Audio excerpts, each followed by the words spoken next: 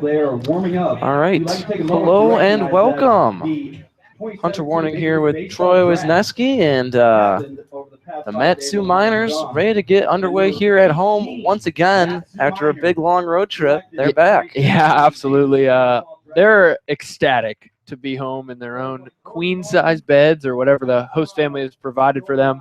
A lot of them were getting a little restless towards the end of that trip. You know, we had a 5-day road trip, played 6 games in those 5 days, and I think everybody had a great time, to be honest. I think everybody really did, but a lot of people were saying how much they were excited to get back to their own shower, their own bed, their own home food, comfort food for sure. But, I mean, we were treated pretty well out there. Yeah, I mean, outside of some chilly showers to start off the weekend, once they got the hot water fixed at the big old Bingo Hilton, then it was really good, absolutely. And it's always I was always thanking the host families who make. I mean, they're what make all this possible. That's why you're able to get these players up here and have them stay, and they made it a fantastic experience, like you said. But they also took care of business. It wasn't just going down there and sleeping over together in the big bingo hall. They had some ball to play, and they played it pretty well. Yeah, I couldn't say enough about their performance. Obviously, they had one getaway. It was an unfortunate break that we've talked about multiple times, but you don't think about that. You think about going 5 of 6 there and knocking that road trip out early and growing together as a team. We talked to BT today a lot, and he said that it was just important for the team's morale and getting them as a group of guys. I think he said going there as a bunch of players wearing the same uniform and coming back as a brand new team. So that was awesome for them, and we're excited to see what happens in the coming weeks and in the coming ball games. That's right, and we're almost ready to get underway here.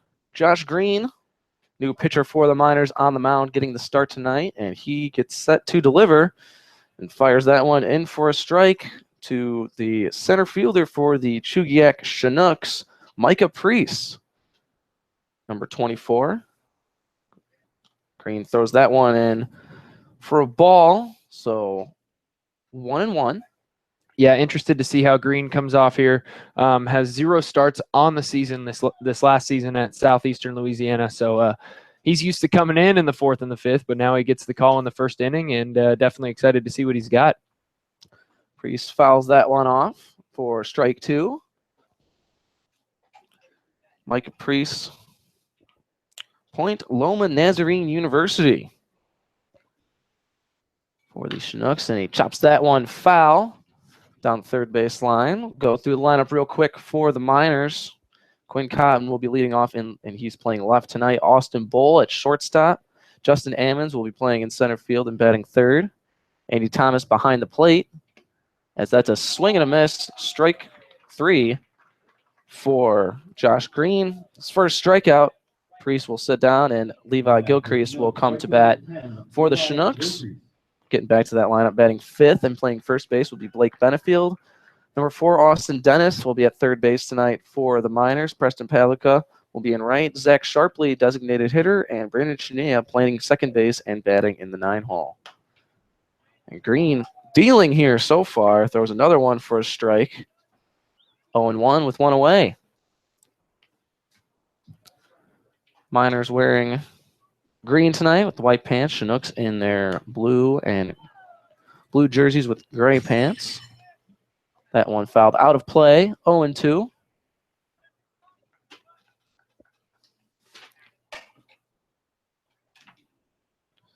Gilcrease, a Baylor University product. Is that one in for a ball? 1-2.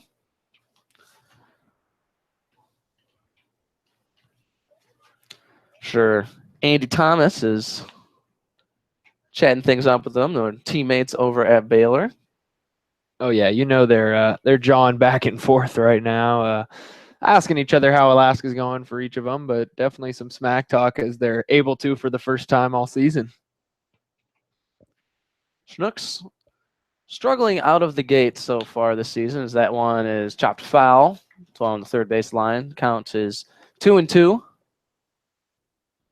Miners stand atop of the league at 7-1, and the Chinooks find themselves at the bottom. They are 1-5 to start the season. Green delivers, That one's going to be lined right to Austin Bowl at shortstop for out number 2. Yeah, good job there by Austin Bowl just to be in the right place at the right time and have that ball come right at you. And one of the easier plays we've seen him make. And I mean, he can do it all. We've seen a lot of range on defense, covering up a lot of ground and making some pretty impressive plays so far this year. He has a knack for making them all look easy over there at shortstop. That one in for a ball to Justin Gomez, tonight's designated hitter for the Chinooks. That one is chopped towards second. Chinea's got it, flips to Benefield, and a 1-2-3 first inning for the Miners. They will be up to bat here in just a second. We're going to be right back with your Mat-Su Miners baseball broadcast.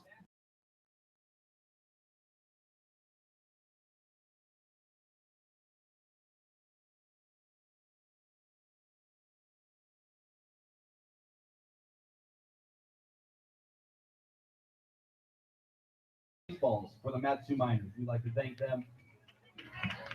And we'd like to thank Alaska Airlines, the official sponsor of Mat-Su Miners Travel, who help us get all of these fine athletes up here to give you some entertaining nights out here in the valley. Big round of applause for Alaska Airlines.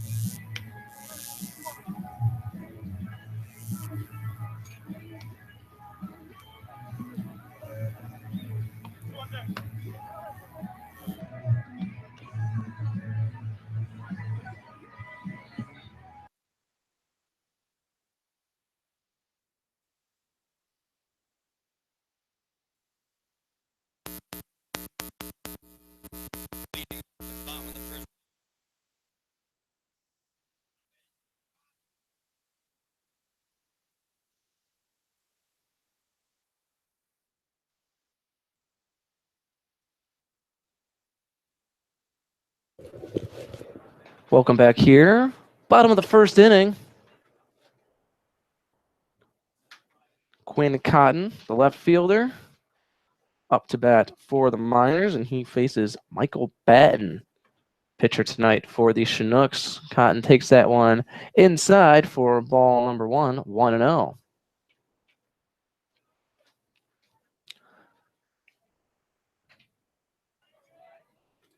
Takes that one for ball as well, 2-0.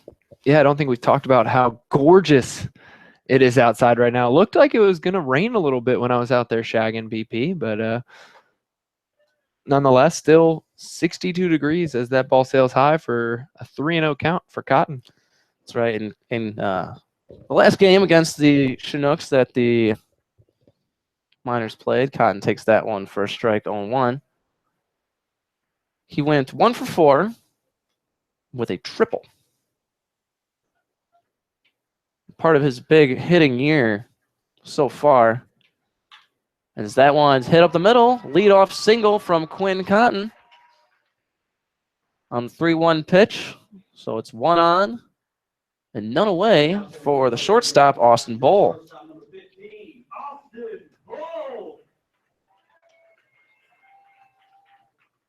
Yeah, great job there by Quinn Cotton. Getting ahead in the count 3-0 and then picking what pitch you want to hit and obviously letting one go for a strike, getting comfortable, and then driving one to center field. Good job to get on base.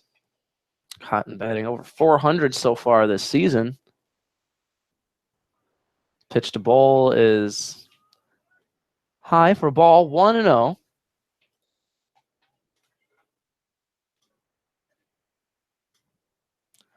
Cotton has 2 stolen bases on the season as Ben tosses over to first.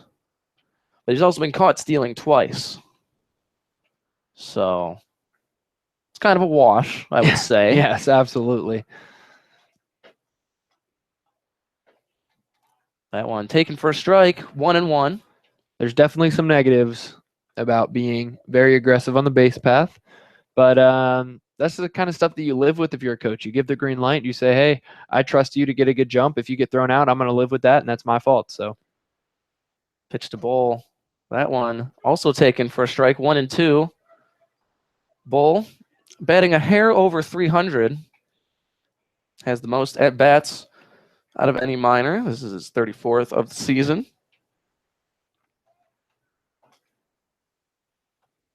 Yeah, one of those putouts that Cotton got thrown out was pretty questionable, but I won't undermine any umpire. They see the game and they know the game, but pretty questionable. He said he was absolutely in there safe when I talked to him after the game, but nonetheless, what the umpire says goes, and that's just how you got to live the game. That's right. That one fouled back and remains 1-2, and that was part of one of those that series of unfortunate breaks for Quinn Cotton in that lone loss for the Miners against the Oilers. Yeah, it just seemed like the game was just out to get him, you know. Questionable call at second, and then that thing that happened in left field. Happened. For those who haven't seen, the leading run was hit off of Quinn Cotton's head and bounced over the fence, and that's how the game would end, 4-3 in Kenai, the lone loss for the Miners, but have bounced back exceptionally well. He came back and swept a doubleheader the next day as the Austin Bull takes that for a ball, 3-2. Yeah, it was like kind of a knock on the chin there, you know, a little slap to the face saying, hey, things happen, and it was all about how they responded, and they came out swinging, and they put up a lot of runs in that doubleheader. I think they outscored 11-1, was it? Bull hits that one softly on the ground to third, over to second for one. Cotton with a disruptive slide, and they're going to call that a double play. They're going to say Cotton got too much in the way, and Ben Taylor will make his way over to second base to see what that's all about. But both runners called out, so runners interference on the Miners, and that will be 2 down here in the bottom of the first. But that will bring up Justin Ammons, center fielder for the Miners. Also batting just over 300. 8 for 26 on the season. Got one of those 8 hits. One is a double, one is a triple, and one is a home run. And he hits that one, first pitch, right up the middle. And that's going to get past the shortstop, Aaron Shackelford. And so Ammons extends the inning here with 2 away. Single up the middle. And that will bring up the catcher, Andy Thomas.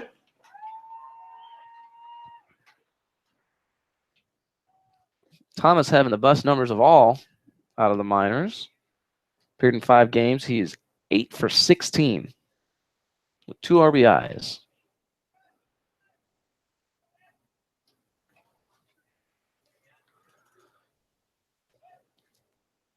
Batten tosses over to first. Ammons has got plenty of speed. Only 1 stolen base on the season. Thomas takes that for a ball, 1-0.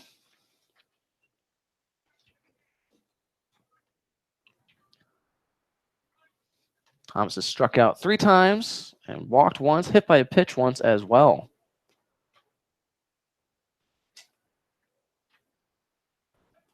Another toss over to first. Ammons slides in safely.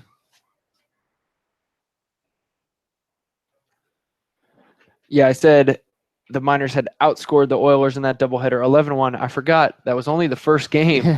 Miners beat the Oilers 11-1 and then 15-1, and then 5-1 in that second game, outscoring them 16-2 in that doubleheader. Numbers are hard sometimes. Numbers are hard sometimes, but that's all right. Out one outside for ball 2-0. Ended up being a good way to end the road trip. Final game out there. They beat the Oilers 4-0. So that one is chopped over the head of the catcher there for the Chinooks, and it's 2-1 now.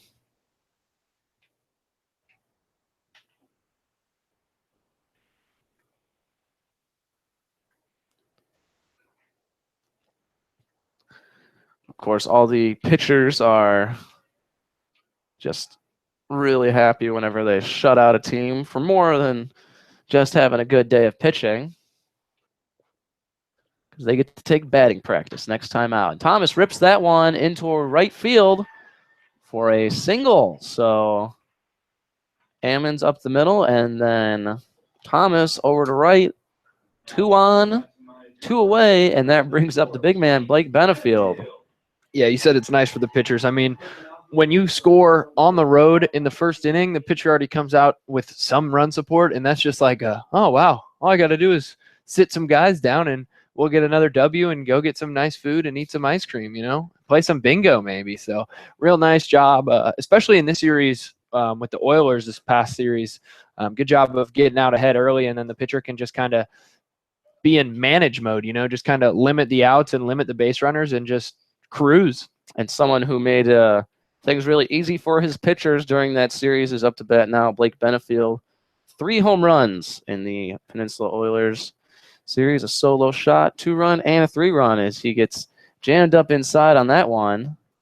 2-0 now. Another great thing I'll say about Herman Brothers Field is they know how to fill a crowd.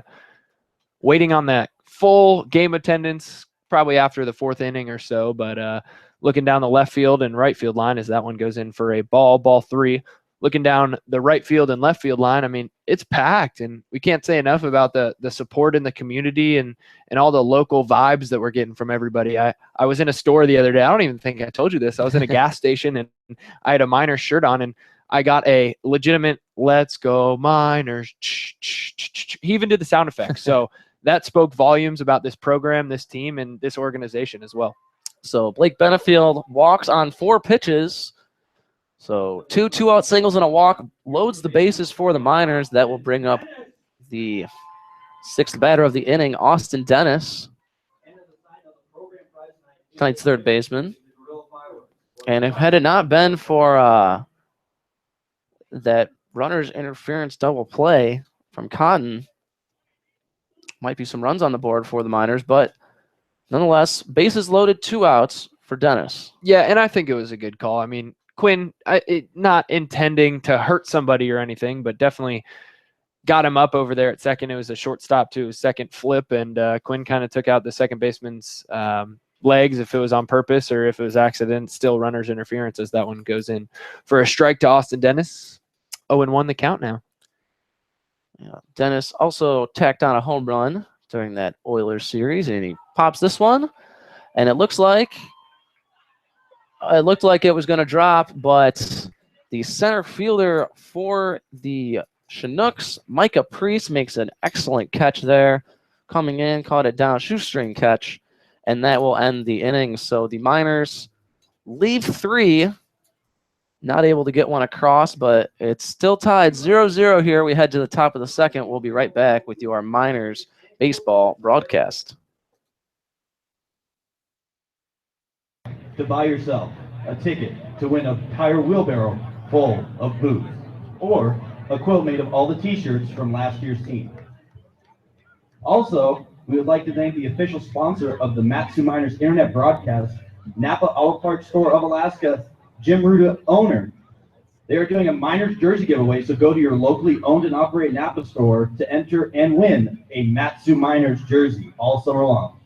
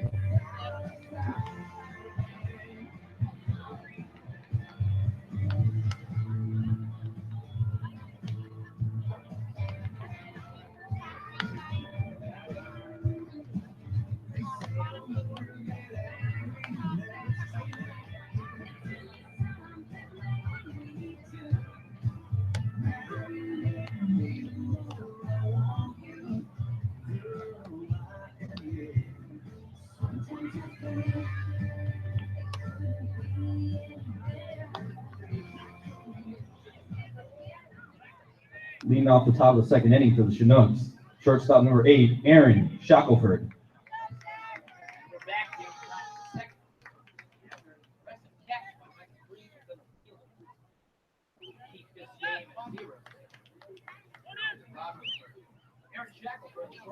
And we're back here in the top of the second inning. That one goes for a ball from the pitcher, Josh Green. Miners weren't able to take advantage of bases loaded there. 2 away, but still like to push one across, and that one goes for ball 2.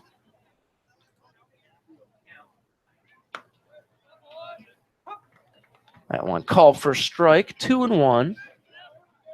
And although it was tough to leave bases loaded, I mean, 2 outs after the first 2 batters, but good job to get on. You know, a couple guys moving the line, as BT talks about so often. They moved the line and got bases loaded and couldn't really finish it, but good job moving the line and getting that pitch count up and seeing more pitches as they go through it. Aaron Shackelford, shortstop for the Chinooks to bat. That one called strike 3.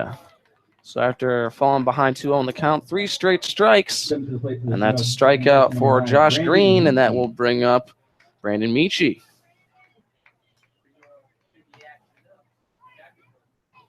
Second strikeout of the evening for Green.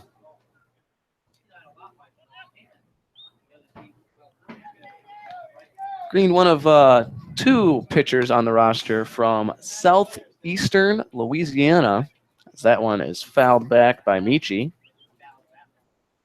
Peyton Robinson, who pitched in Kenai, is the other. That one outside for ball 1-1.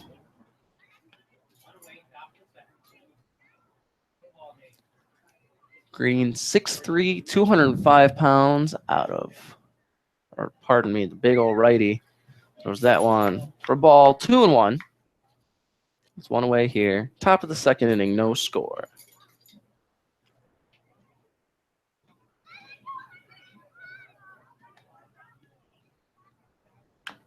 That one fouled at the plate for strike number 2.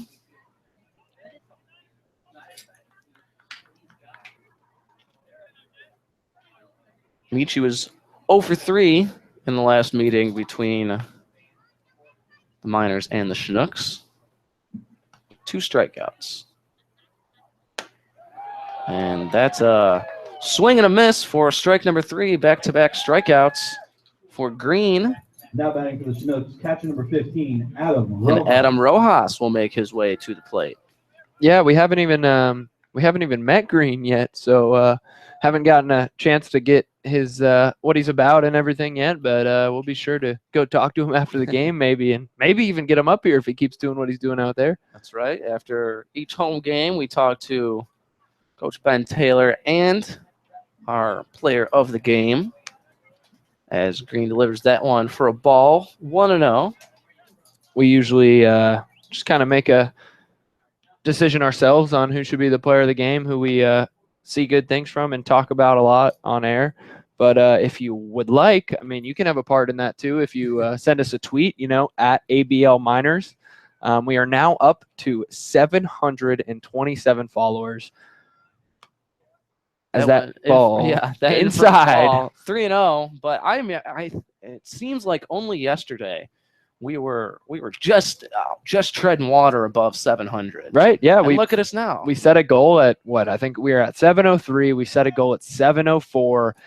And 2 days later, we're at 727. So good things are happening, people. And thanks for hitting us up and clicking follow, making Twitters, and sharing the word, spreading the word and sharing all this information to all your friends and family. And we really appreciate that. And it speaks volumes. Like I said, I mean, so many good things to be said about this organization. And the Twitter following is a thing said in itself.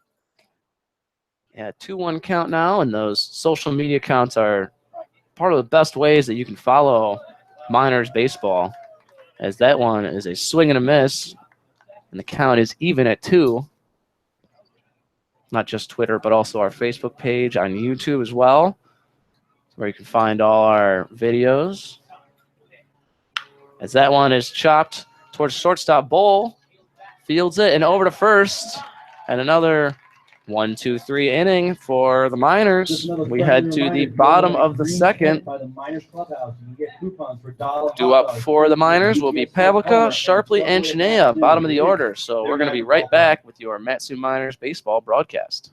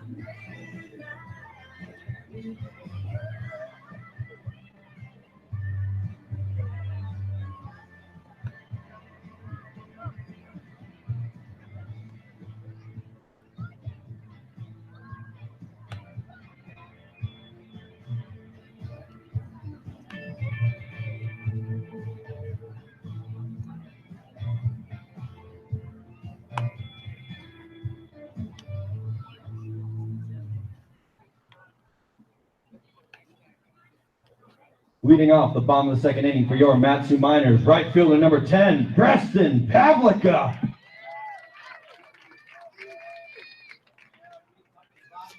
Welcome back here. Bottom of the second inning. Miners and the Chugiak Chinooks are scoreless. We got the bottom of the order due up here. Preston Pavlica, tonight's right fielder, at to bat now. That one high for a ball, 1-0.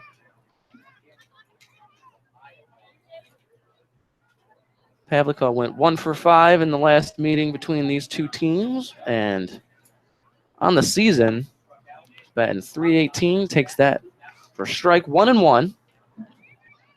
Yeah, I think this is the lowest in the batting order he's hit so far this season. But if you're hitting .318 at the 7 hole, I mean, come on, what do you look for as a pitcher there? You're like, oh yeah, like when we get down to the bottom of the lineup, we'll be all right, And then you see this Preston Pavlica coming up, and you're like, oh boy, he's towards the back half. I don't know what to do anymore. 1-2 pitch, and that will be a swing and a miss, strike 3 for Pavlica, so 1 away. Now stepping to the plate Interesting for you brought that, Matthew Pavlik. Miners, Normally DH bats 14, at Zach about 4. He's Sharpley. usually a cleanup hitter, but it just something we've talked about before is the weapons you see all throughout the lineup, top to bottom, 1 through 9, and with that we see Zach Sharpley, designated hitter for the Miners. He takes that on for a strike, 0-1. Sharpley, day-to-day, is a catcher for the Miners. And he hits that one directly back to the pitcher, who fields it and throws over to first for out number 2. Now batting for your Matthew Miners, second baseman number 5, Brandon Chinooks. And that will bring up the 9 hitter for the Miners, Brandon Chinooks. Yeah, Chinea hitting 292 so far in the year. Played in 7 games, has 24 at-bats and 7 hits, including a double and a triple.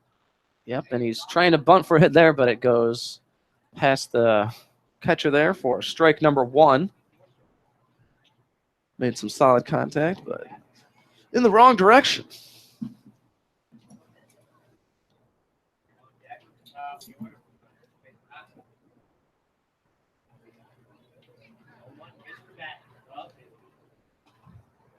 Pitch. That one called. Strike 2.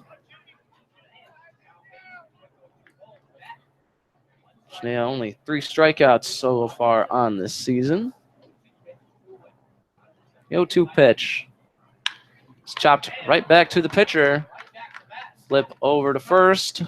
So 1-2-3 inning for the We have Miners. some more sponsors There's today. still no Sponsor of the score. 2017 We've played Matthew 2. Miners Summer When we Clinic come with back, Dr. Josh Chugiak Green will look to keep things Pediatric going for the Dentistry Miners, with summer and we'll full return swing with to your drive Matsu children Miners up to baseball shenanigans. broadcast. Dr. K can help when those shenanigans go wrong with a state-of-the-art workspace designed for safety and comfort for your children. Visit them at matsumoose.com or call them at 745-KIDS to make an appointment.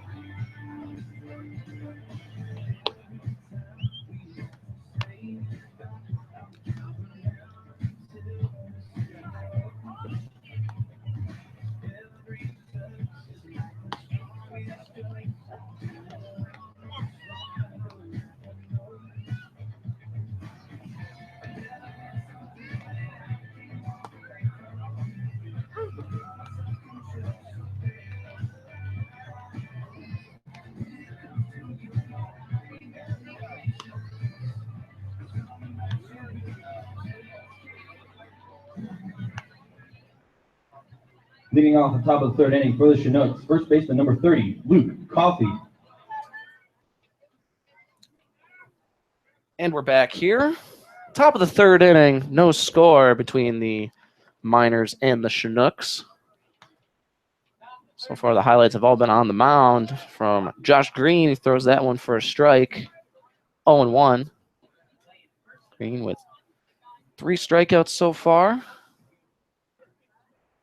Delivers this one for called, strike 2, 0-2.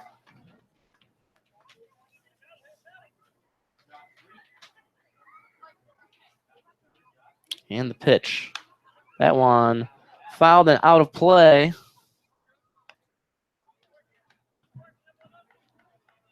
That was a good time as any, I would say, to thank our sponsor. Yeah, absolutely. Who's making this all possible. It's Napa Auto Parts here in the Valley. Be sure to visit your Valley. It's locally owned and operated Napa Auto Parts, as that one is chopped to the mound. Green over to first for out number 1. But, yeah, they're all locally owned and operated. They're in Big Lake, Palmer, and Wasilla. So Jeremy Johnson. you can go into the store. You can find out what you need there. Or you can always go to their website, www.napaalaska.com. That's www.napaalaska.com. Pitch now from Green goes for a swing and a miss. Jeremy Johnson, left fielder for the Chinooks. Was not in the lineup the first time around when the Miners and the Chinooks played. Yeah, I didn't really get a chance there to say how good of a job Green did on that chopper right back at him. Kind of knocked it down, didn't really get a good grip on it, but nonetheless set his feet and made a great throw over to first base. He did miss the conversation that BT had about, having a steady heart rate and slowing the game down a little bit, but it looks like he fit in right there with setting his feet, taking his time, and making the easy throw over to Benefield at first to get the out. Yeah, something we talked about before is how crucial it can be to have a pitcher who can field, and it's oftentimes overlooked, as that one is hit high but foul and out of play, and the count is even at 2 apiece.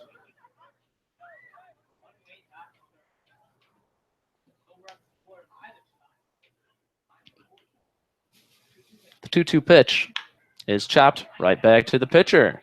Green flips to Benefield for out number 2. Looks awful familiar. Hey, what were you saying about good fielding by pitchers? It's crucial. It can make or break an inning, because it's supposed to be something so routine. That one looked nice and easy. It was a nice little chopper over to the mound, but something hotter, a little hotter, runners on base, it can be catastrophic if it's not fielded correctly. And that one is high to Alex Schmitz, the third baseman for the Chinooks. Schmitz went 0 for 3 in the last meeting between these two teams, as that one goes high for ball number 2, 2-0.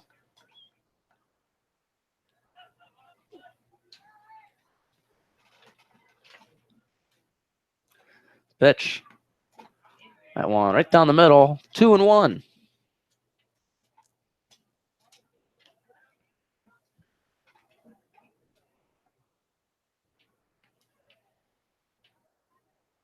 And that one is hit foul over the Miners' dugout and out of play for strike number 2, and the count is even at 2. Green making some quick work. That one is also fouled, just about in the same spot as the last one. Yeah, I was going to say, I'd be surprised if he threw a ball there. He hasn't really gotten himself into a full count more. He's gotten himself into a full count one time, got out of it with a ground out to shortstop, but Green making good work of these even counts. And a big swing and a miss, another strikeout for Green, and he retires the side again, so we head to the bottom of the third. It's that time. Pull out those There's no score. The Miners will look to get on top here. We'll be right back with your Matsu Miners baseball broadcast. 9384. Second one, 977 9340. 9340. And the third one, 235 1860. 235 1860. Going on down to the beer shack to collect your prize.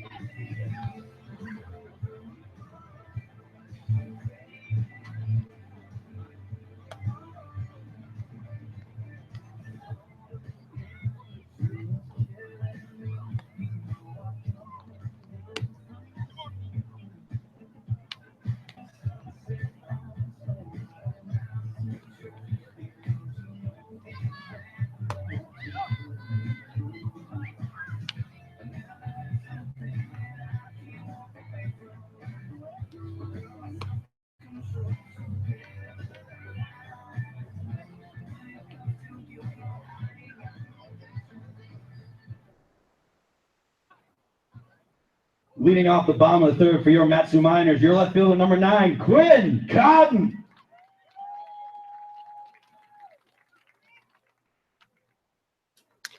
And welcome back here. Bottom of the third inning. No score here in Palmer. Hunter Warning and Troy Wisniewski here for the call. Cotton takes that one for ball 1, 1-0. Cotton singled in his first at bat, but induced double play as that one is hit foul. Chinooks over there, but it's going to sail out of play for strike one. 1-1. Cotton tried to disrupt a double play, but was called for runner's interference. So, yeah, I mean, he kind of did disrupt him, but unfortunately, can't really do that. And I guess this league, as he was called out. oh, and he takes that one on the elbow, and so Cotton will take his base. It'll be a hit by a pitch. As the umpire's out there talking to him.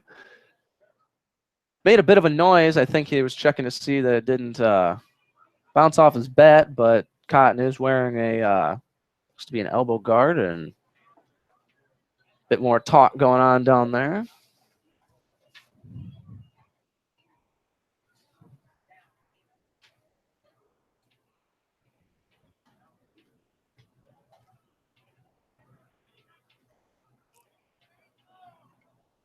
Looks like John Groth down there talking Chinooks, talking to our home plate umpire tonight.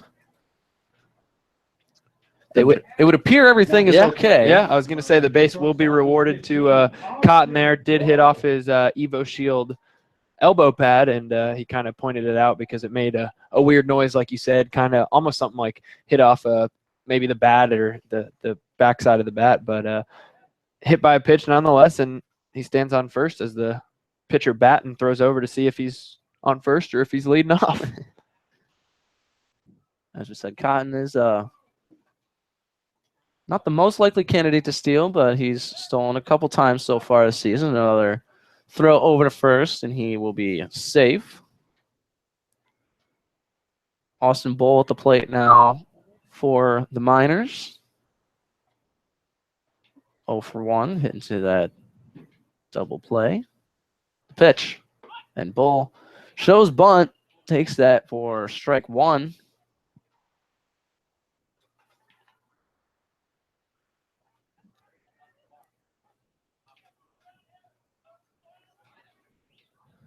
Miners had an opportunity in the bottom of the first inning with the bases loaded and 2 outs to get on the board, but a nice shoestring catch from Mike Caprice is the only thing keeping this game scoreless other than Josh Green's precision on the mound so far. Another throw over to first. Cotton slides back in. And we said that he's not the most likely candidate, but I mean, I wouldn't be surprised anymore who steals on the Miners, given the green light. And now that it's a second time on base, obviously the other one was pretty short, but he's been picking up on the pitcher's move to home. And if he can get a good jump, I wouldn't be surprised if he went. Bull shows bunt. Pulls it back. That one in for a ball, 1-1. And we've talked about it many times, but the hit and run, especially on right-handed pitchers, is huge for the Miners. Yeah, absolutely. If they can get a good jump off of first base, and they tend to do it a lot with right-handers because of the first move home and steal and move that runner over, and as we see it there. Cotton is off and running, but the throw down to second is right in there, a one hop. Doesn't get much better than that for the Chinooks, so Cotton will be thrown out, caught stealing. So it's a 1-2 count here with 1 away and nobody on for Austin Bull.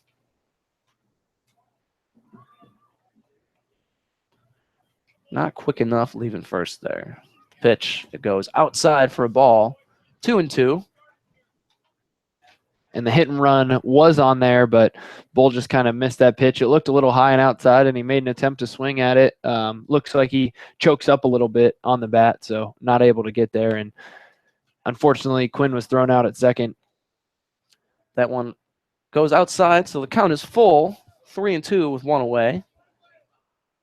And that's the risk with the hit and run, is it's got to go perfectly at the plate for it to be effective.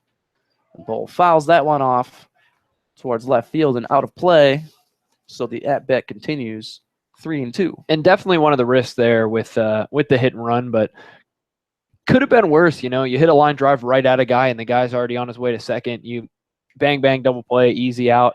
That one limited the damage with just getting thrown out as Austin Bull takes his free base on the walk there. And that will bring up Justin Ammons, who singled in his first at bat to keep that first inning going.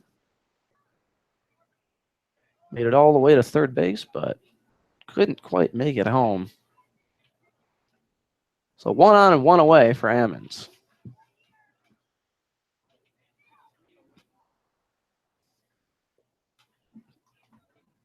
Batten delivers. Ammons shows bunt. Taken for a strike. 0-1.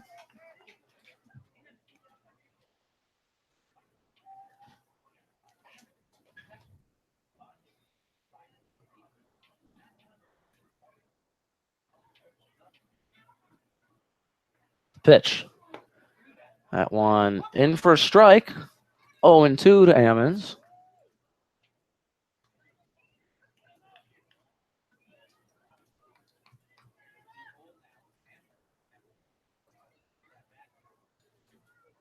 Throw over to first towards Bull. He is safe. Slides in head first.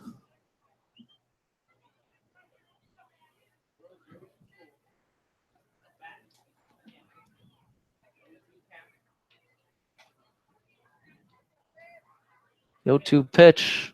That one dribbled foul down the first base line, so Ammons stays alive. That foul ball, 0-2. No score here in the bottom of the third inning.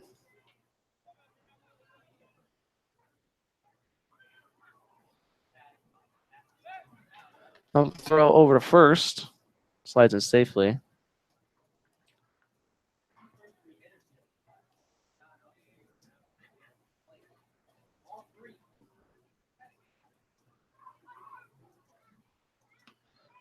That one inside for a ball, 1-2.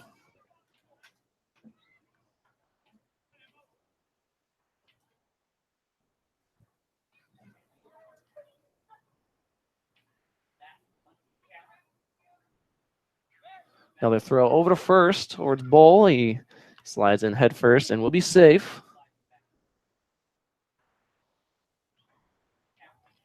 A lot of attention being paid towards Bull over there.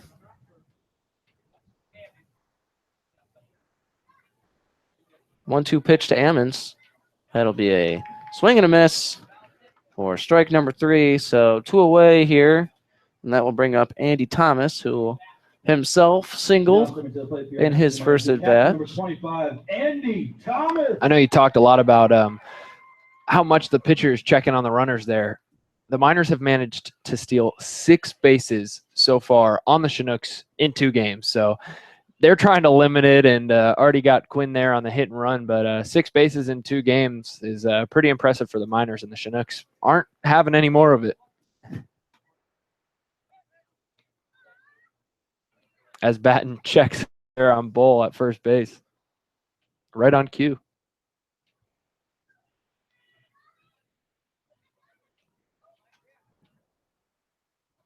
So 1-2 away. Pitch to Thomas is high for a ball, 1-0.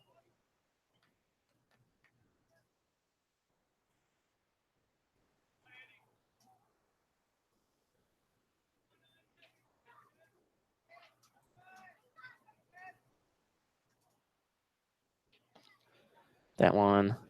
So goes for a ball, 2-0. Miners trying to make something happen here in the bottom of the third. No score, but runner at first. 2 away.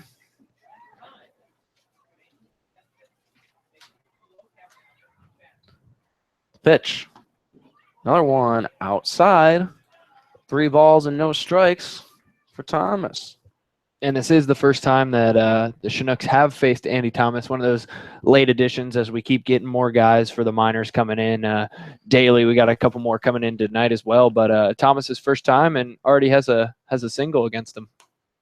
And that will go four balls on 4 pitches. So familiar spot. 2 on, 2 away. And that brings up Blake Benefield.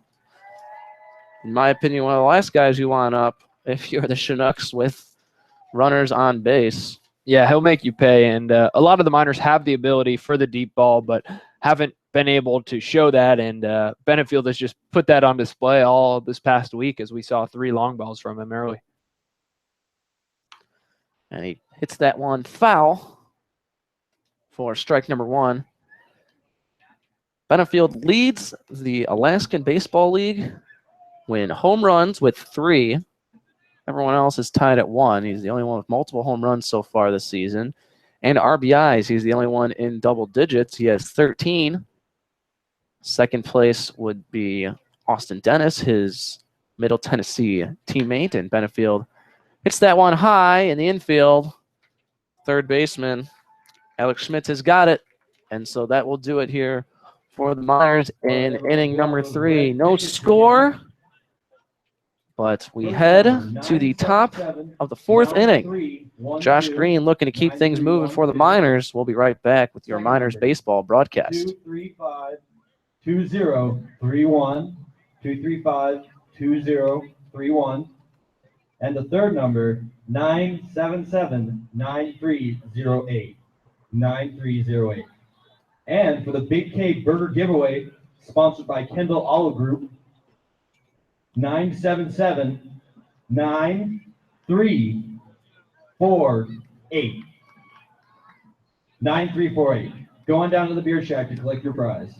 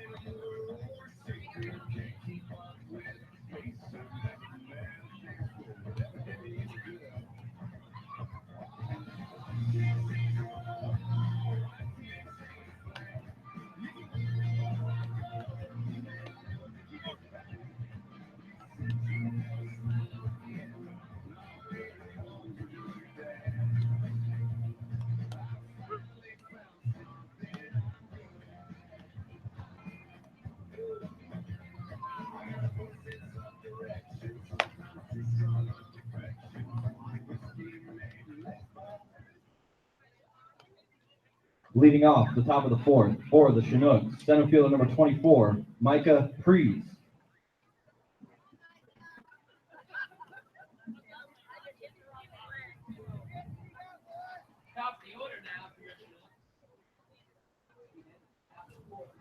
Welcome back here. Top of the 4th inning. Hunter Warning and Troy Wisniewski here on the call for your Matsu Miners as they take on the Chugiak Chinooks. Josh Green on the mound for the Miners. Dealing throws that one for a ball, and that one as well for ball number 2. Miners being held in check on offense as that one is hit on the ground to second. Chinea having trouble fielding it, and that will be safe at first for Micah Preece. Now batting for the Chinooks, right field number 10. So the first base runner allowed for Josh Green as Chinea couldn't quite get that one out of his glove cleanly.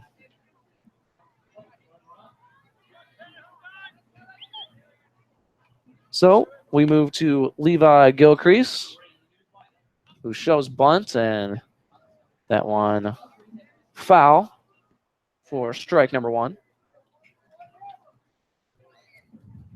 Yeah, tough play there by Chinea. Looked like he had it in his glove and just on the release kind of let it fly a little bit. And by the time he picked it up, looked over, and there really wasn't a play there at first base with Benefield. So kind of ate that ball up, and he'll take the error there.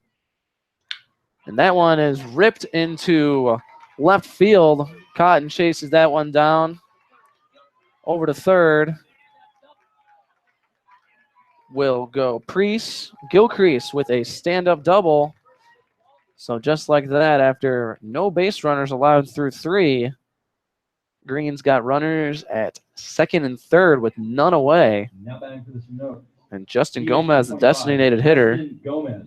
for the Chinooks, comes to the plate.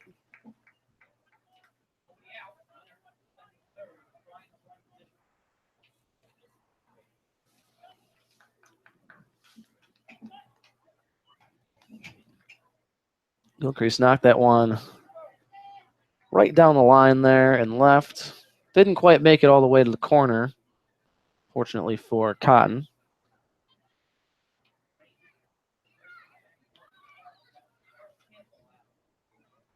Green will get reset on the mound there.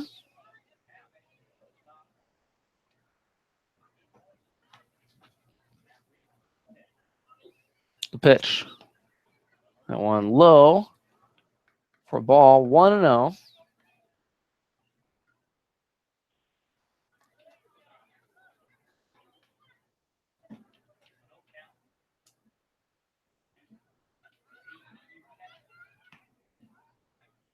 We'll see how Green does kind of now with his back against the wall, allowing 2 base runners, one reaching on that error over at second base by Chinea, and then that line drive to left field that Quinn had a good track down on and kept the runner at second and third there.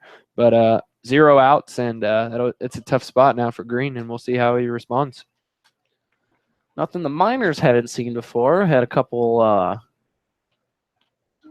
fortunate bounces in the Kenai games, especially there in that last one. Is that one in for a strike? Or 1-1 count now. Spencer Henson on the mound in that shutout. A couple choppers back to the plate. A couple double plays. That one is fouled for strike number 2.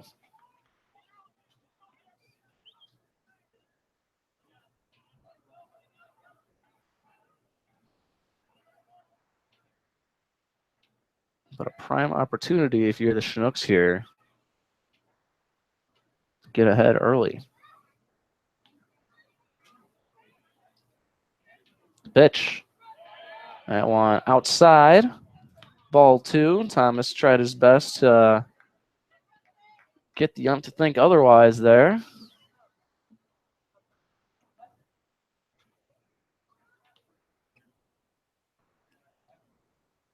Pitch.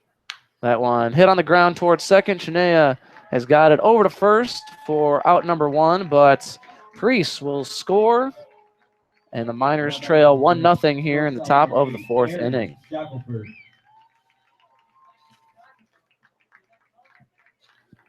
Chinea not trying anything fancy.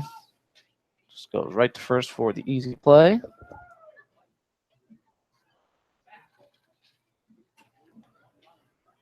So runner at third now with 1 away. That pitch in for a strike, 0-1.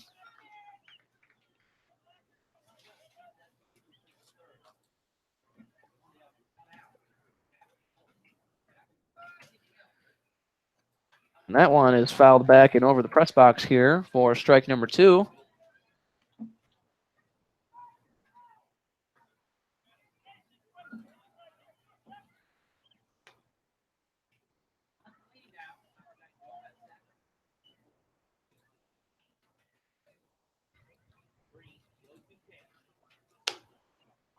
That one goes high.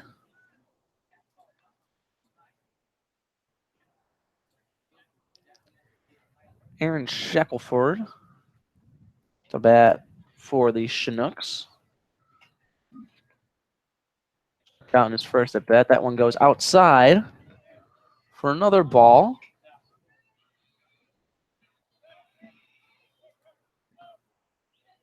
One on, one away.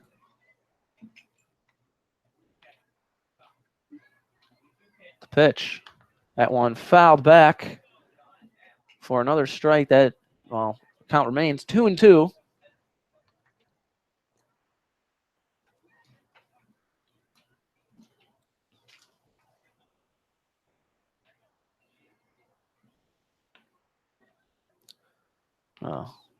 Rough start here to that second time through the lineup for Green. But a swing and a miss for strike number 3 is just what he needed. So now there's 2 away with a runner at third. And that brings up Brandon Michi for the Chinooks. Yeah, good job there by Green to get ahead in the count, 0-2, and then get his 5th strikeout already of the night. Green delivers that one. Hit on the ground to Chania. Knocks it down over to first. And that he will be safe. Chania took his time getting the ball out of his glove, and the runner will be safe at first, and a run will score from third. So a 2-out infield single there by the Chinooks makes it 2-0 here in the top of the 4th inning.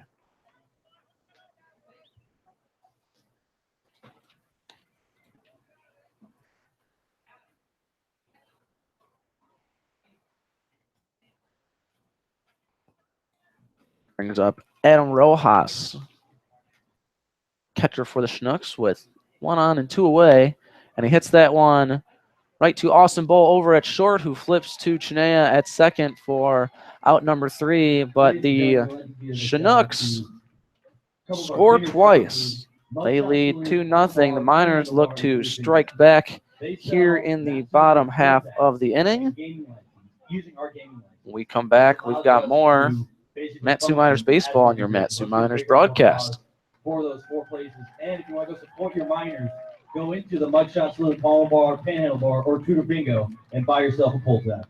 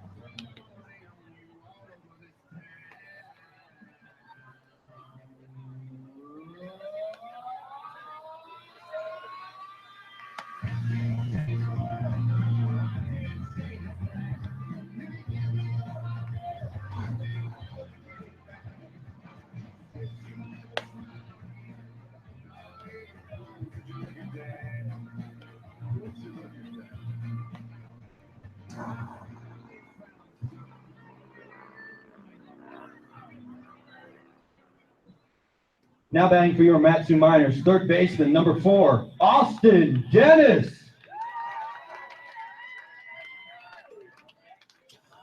Austin Dennis will lead off the top of the bottom of the 4th inning for the Matsu Miners, who find themselves behind 2-0 after a couple runs score for the Chinooks in the top half. Dennis takes that one for a strike. 0-1 to the lefty, or righty rather. Righty to righty. Outside for a ball, 1-1. I'm a bit confused here now at the Miners trail. This is not a normal occurrence so far in this young season. Don't know what to do with my hands right now. That one goes for a ball, 2-1.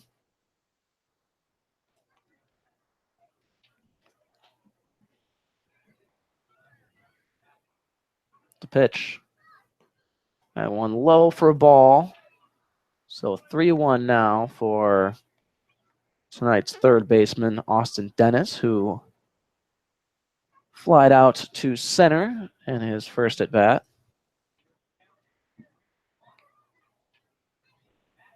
The pitch. That one taken for a strike, and the count is full at 3-2.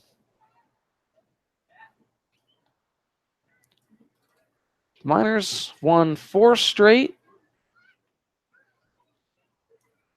And as that one is chopped towards third, fielded cleanly over to first for out number 1.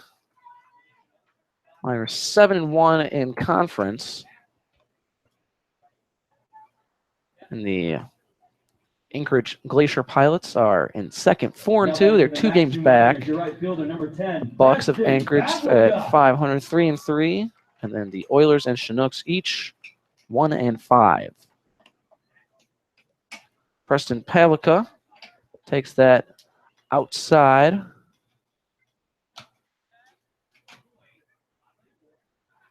And the pitch, swing and a miss.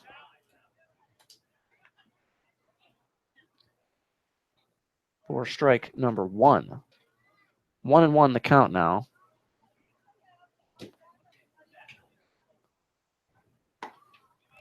That one in there, called for strike 2.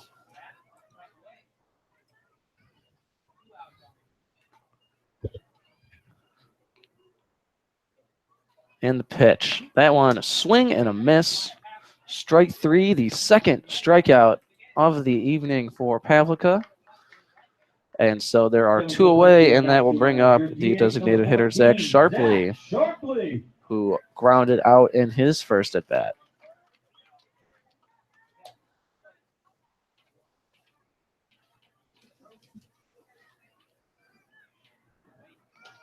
Pitch from Batten. Inside for, caught the inside corner there. Strike 1, 0-1.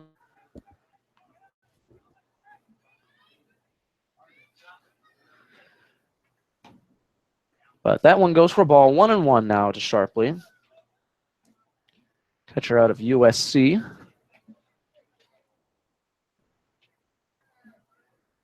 1-1 pitch. That one chopped down the third base line, but foul. So he'll head back to the box. It's 1-2. Yeah, one of the 3 catchers on the roster for the Miners, getting the nod to go as a DH tonight. Pretty nice, you know, easy on the knees. You just have to go out there and bat. But obviously, if he could, he'd be out there every night. But nice for him to get a break as the 3-man rotation behind the plate continues. And that will be called for strike 3. Sharpley will take a seat as well.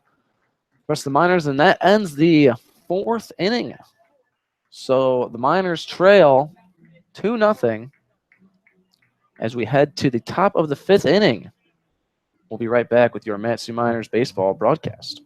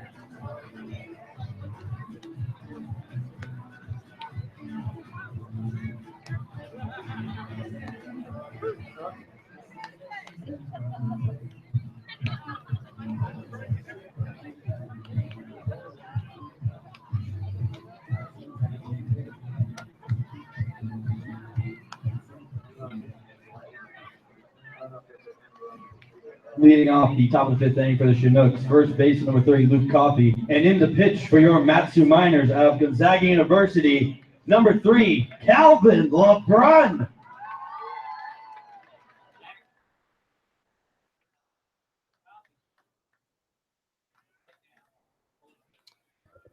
Welcome back here.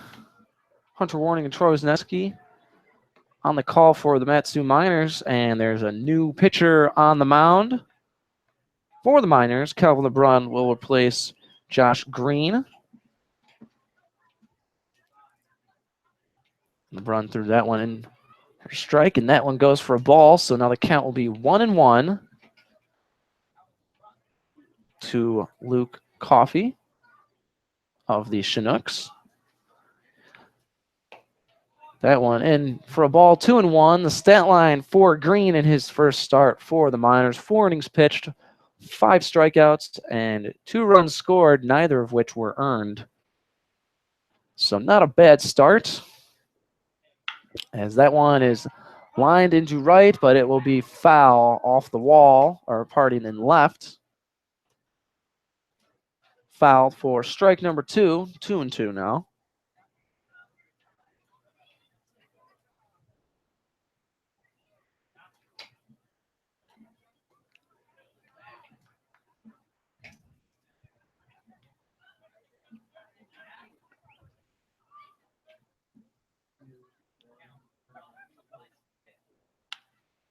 That one hit on the ground towards Bull. Over to first. It brought Benefield off the bag, not able to get down in time. So another base runner for the Chinooks. Now back to the Chinooks. 1 on, none away. Jeremy Johnson. Yeah, that ball looked like it just got away from Austin Bull there at shortstop. The sure-handed shortstop making stellar plays throughout the year so far. That one just kind of got away from him. He took time to set his feet, but just the ball kind of sailed, and Benefield made a good play, but unfortunately didn't come down on the bag. That one delivered for a strike, 0-1.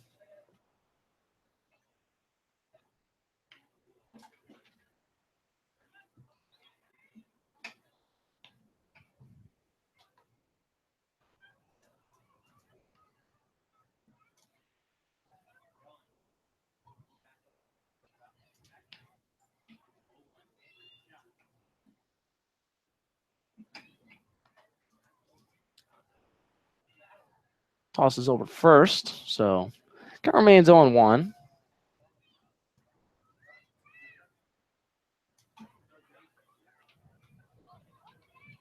LeBron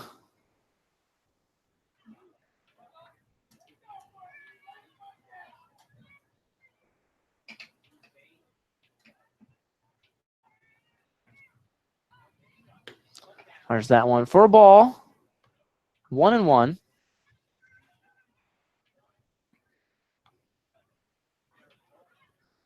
Jeremy Johnson to bat now for the Chinooks. Shows bunt. That one is bunted foul. 1-2.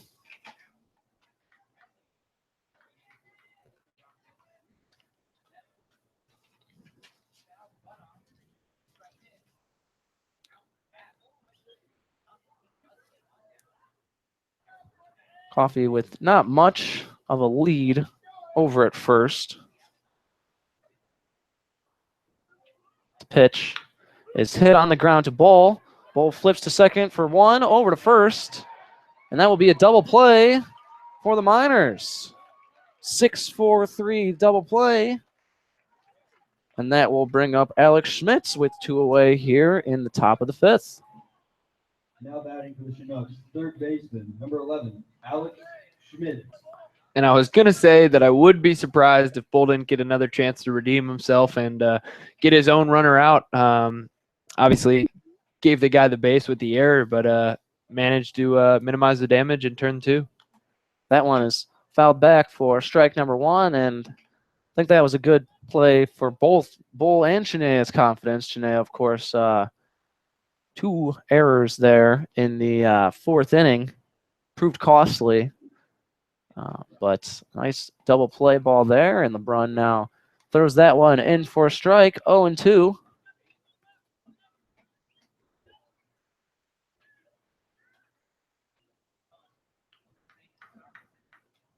Again, LeBron delivers, but that one goes for a ball outside, 1-2.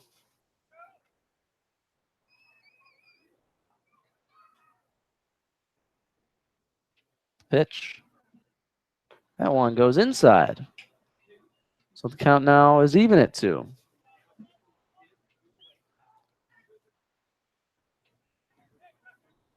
Yeah, trying to work the corners of the plate there. First one that went for a ball went outside, and this one inside. Really seeing what the umpire's giving him now.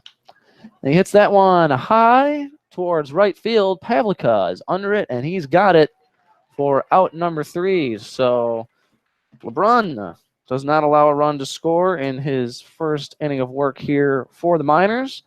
We head to the bottom of the 5th. We're going to be right back with your Matsu Miners baseball broadcast. 977-9338. 9338. Second ticket, 977-9256. 9256. And the third red ticket, 235-1941. 235-1941. Going down to the beer shack to collect your prize.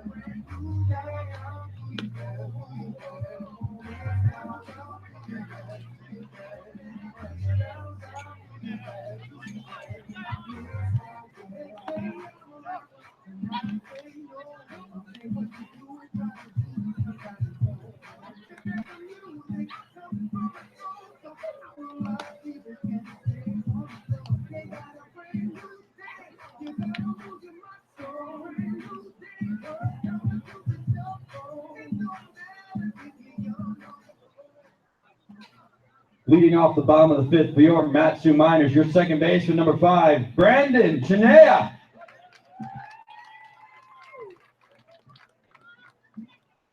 And we're back here. Bottom of the 5th inning. Miners trail 2-0. Chinea hits the first pitch over towards the shortstop, hustling, but will not beat the throw. And so just like that, one away here for the Miners, the bottom of the 5th, and that will bring up the top of the order. Now Quinn Cotton, who has reached both times he's been to the plate. Yeah, the single in the first inning and then the hit by the pitch there in the third inning did get called for interference like we talked about in the first inning, and he was caught stealing in the third inning. So tough breaks for him, but has reached first base both at bats. That one goes high for a ball. 1-0.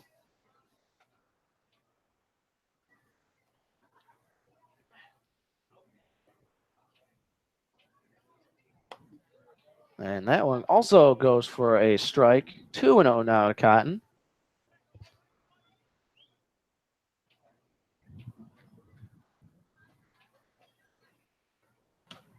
Cotton takes that for ball number 3. Doesn't take a lot of walks. And he hits that one right up the middle. It's going to drop in front of the center fielder, Priest. So another hit for Cotton. Another single. So 1 on and 1 away for Austin Bull. Ladies and gentlemen, get loud for your shortstop, number 15, Austin Bull.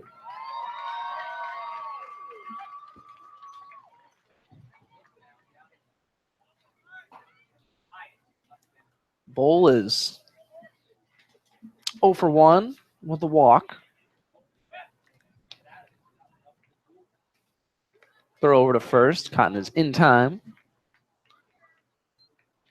Will redeem himself in the field, and we'll see what he can do at the plate here with the Miners down 2. That one is outside for a ball. 1-0.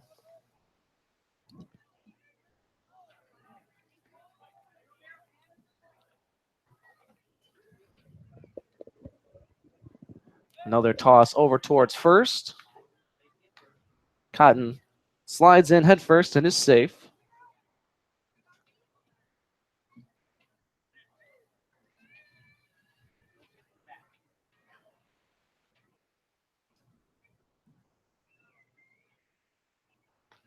The pitch outside for another ball. 2-0. to have a great chance for a big inning here. Obviously, the double play ball still in effect, but with only one down and the runner on first base and Bull at the plate batting, Mike Batten really hasn't found the strike zone much yet. Quinn gotten ahead of the count 3-0, and here Bull is at 2-0. So they're being able to be aggressive and see which pitch they want to hit as Bull drives that one foul. Yeah, and that's something, I mean, the Miners have scored quite a bit this season, but it tends to come in bunches. Very rarely do they had games where they kind of chip away one run here, 2 runs there. A lot of them have come in bunches of 4 and 5 and 6. So yeah, and keep an eye on that. And I'm cool with that. Yeah, we're cool with that up here. We like calling long innings with lots of run for the team in green and yellow. 2-1 pitch. We'll get a piece of it for strike number 2. The count is even at 2.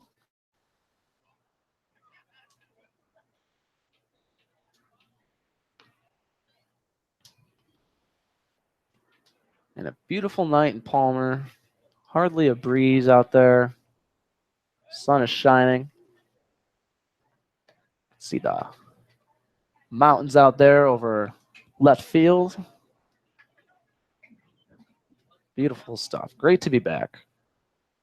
Yeah, and I mean, Kenai was nice. I mean, it was pretty, but I mean, there's nothing, no place like home, as they say. That one fouled down the left field line. Count remains 2-2.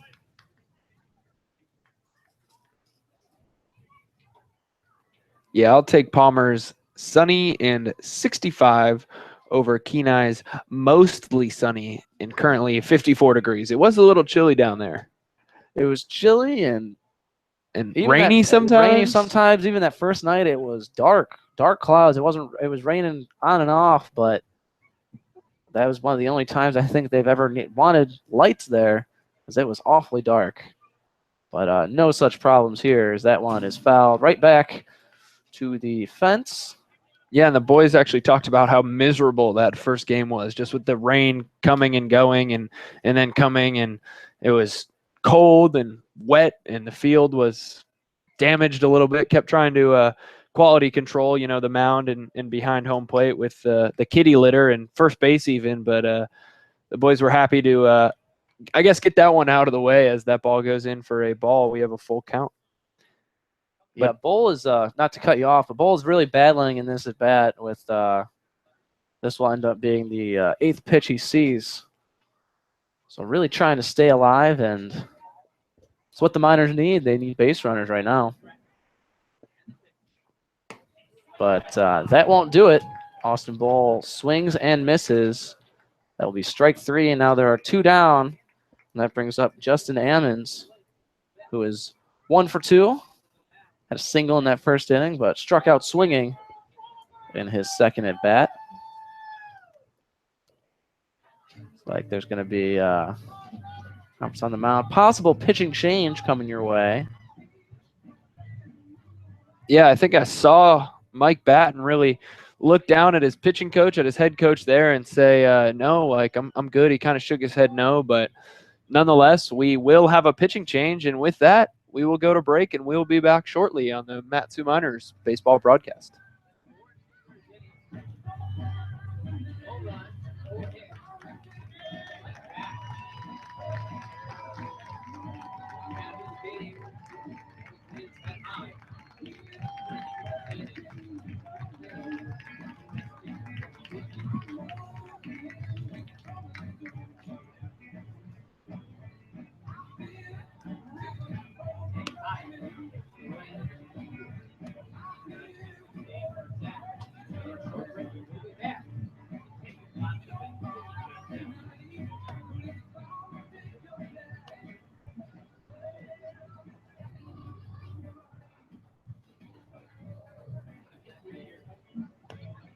In the pitch for the Chinooks, out of Charleston Southern University, number 16, Edwin Hoyt.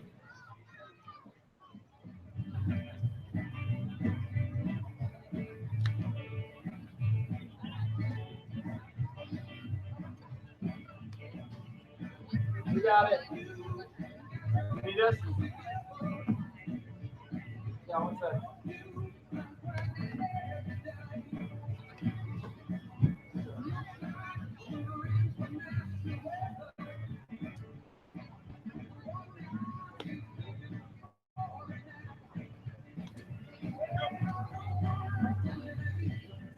Kevin, what's up? You doing? Sound good. Now stepping to the plate for your Matsu Miners, your center fielder, number 2, Justin Hammond.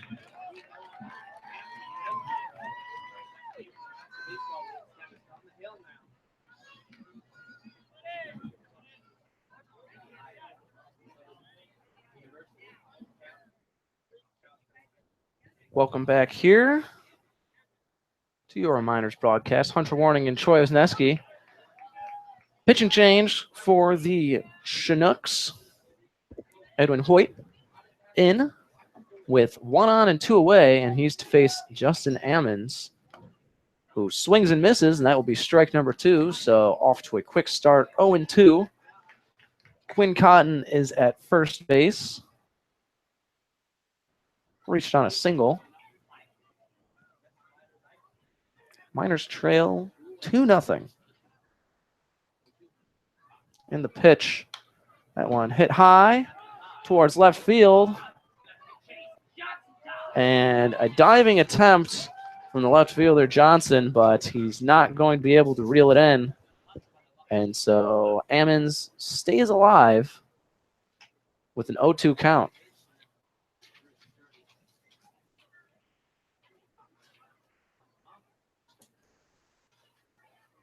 Yeah, real good job by Johnson there, chasing that ball down in left field in foul territory, and pretty close to making that play, actually. Kicked up some dirt on that one and just out of reach. So staying alive for Ammons there, but still an 0-2 count with 2 down. You know, and what's a game where you don't get any grass stains on your jersey from diving it? Ammons swings and misses for strike number 3, and that will do it for the Miners here in the 5th inning.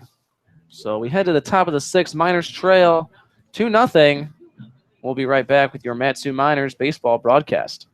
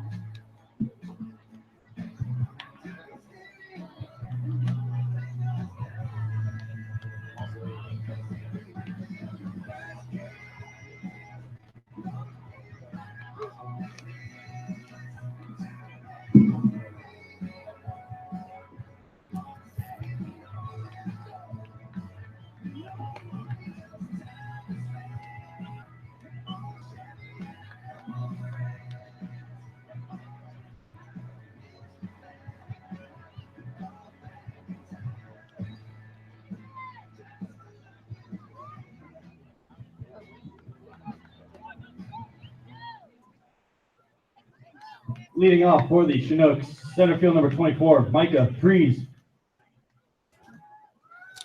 Welcome back here. Top of the 6th inning. Hunter Warning and Troy Wisniewski here. Cam LeBrun delivers that one for a strike to Micah Priest. Miners trail 2-0. Not much going on offense for the Miners. That one is fouled back for strike number 2. Yeah, Micah Priest, 0 for 2 so far on the day. Was struck out in the 1st inning, and there in the 4th inning did reach on an error. The first error on Chinea of the inning eventually was the first run scored there in the 4th. Yeah, both runs unearned.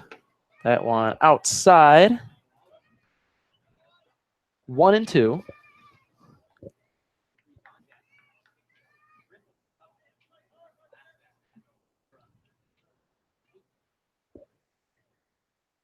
And that one chopped towards shortstop. Austin Bull's got it over to first for the out. So 1 away here in the top of the 6th inning. Now back to the Chinooks. Right field number 10, Levi Gilcrease. And Levi Gilcrease makes his way to the box for the Chinooks. And as he does that, we'll take a moment to thank our sponsor of the Mat-Su Miners baseball broadcast, Napa Auto Parts.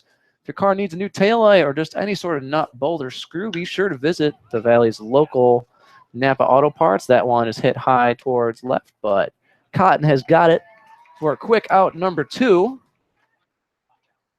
As I was saying, the Valley's locally owned and operated Napa Auto Parts. They're in Big Lake, they're in Palmer, and they are in Wasilla. Visit www.napaalaska.com. That's 3 W's, a dot, and then napaalaska.com. Justin Gomez to bat for the Chinooks. That one in for a strike from LeBron. 0-1.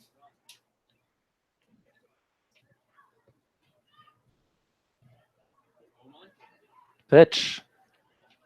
That one goes for a ball. 1-1 now. Count. So one of our very first off days is coming up here tomorrow. One where we don't have to travel, that is, as that one is a swing and a miss for strike number 2. You have any big plans? I have some plans. I think I'm going to be taking the lady friend Oh, shoot. Okay. down to Anchorage. She's flying in. She's in the air right now as that one is hit on the ground to Chinea, who fields it cleanly over to first for out number 3. We can continue this conversation when we come back in the bottom of the 6th inning, and we'll see if the Miners can tack on a couple of runs here. We'll be right back with your Mat-Su Miners baseball broadcast.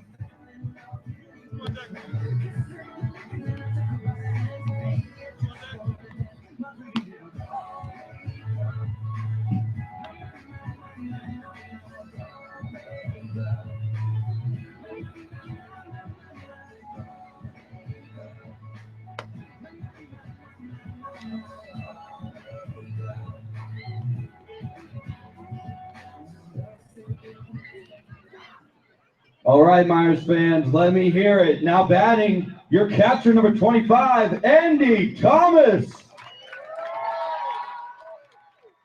And we're back here in Palmer. Hunter Warning and Troy Zneski here on the call for your Mat-Su Miners baseball. Andy Thomas to bat for the Miners, and really looking to get something moving. Takes that for a strike, 0-1. Miners are down 2-0. And if you're just joining us, it is an absolute stunning day here in Palmer. Mostly sunny, 65 degrees, and 8:30, and the sun is as bright as ever. Bright as day, bright as evening. Bright as evening is the new phrase coined here in Alaska. It is bright as evening outside. And quite a few people have come out to see the first place Mat-Su Miners play.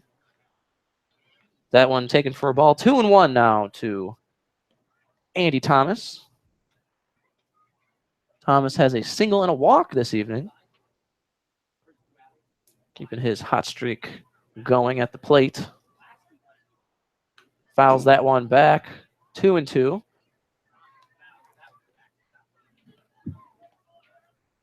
So as we were saying before the break, our first real off day, we had a little half off day there. As we were driving back from Kenai, got in about 12:30, but tomorrow is a full off day as Thomas drives that one out to left field. Outfield is there, makes the catch, and one down. Not the start you want to be in if you're the Miners, but with the big guy Blake Benefield coming up, could be worse, I'd say. It certainly could be. That's if anyone's going to get things moving here, it's Benefield. Unfortunately, tonight he is 0 for 1. He does have that walk in the first, but flied out, or popped out, rather, in the infield. Takes that for strike number 1. So big plans with you and the lady friend there. Big plans with me and the lady Anchorage. friend. That's right. We're going to do some hiking. I believe we're going to Flat Top Mountain, very popular destination for that, and then made reservations, fancy dinner. Got to show her what it's all about up here. I mean, in the 49th state. You don't take me to fancy dinner, Hunter. Well, you never ask, because that one is dropped in for a single towards left field for Benefield. So 1 out single means there's 1 on and 1 away for Austin Dennis. Yeah, I don't really have plans, you know. I'll probably be home alone, you know, because Todd is probably out there listening somewhere, cooking up some dinner for some rugby folk, and a big rugby guy, loves the sport, loves everything about it, and fortunately for us, we get to learn a lot about it because he loves watching it too. Absolutely. So good to expand our sport knowledge. But for me, I might go play some golf with some of the guys. Actually, Palmer Golf Course, one of our sponsors. That went in for a strike, called strike, you were saying? Yeah, summer's the perfect opportunity to work on your golf game. The Palmer Golf Course is located in the heart of Palmer, just about 2 miles from Herman Brothers Field. Dennis hits that one really far, but really foul. So that will be strike number 2. So 0-2. Dennis taking that first one and then hitting that second one foul towards left. So 0-2, but Benefield at first. Not a huge steal candidate. But he throws over to first anyway.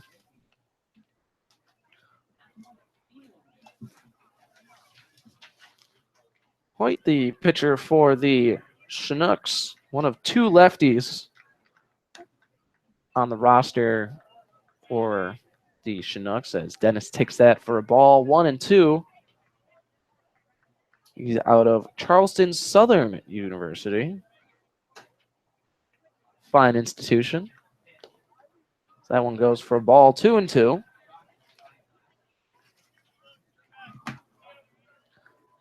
As I was saying, Benefield not extremely dangerous on the base paths, but he does have a steal. Has not been caught just yet. And Dennis hits that one on the ground to second. Flip to the shortstop for 1, and over to first. Dennis will be in time.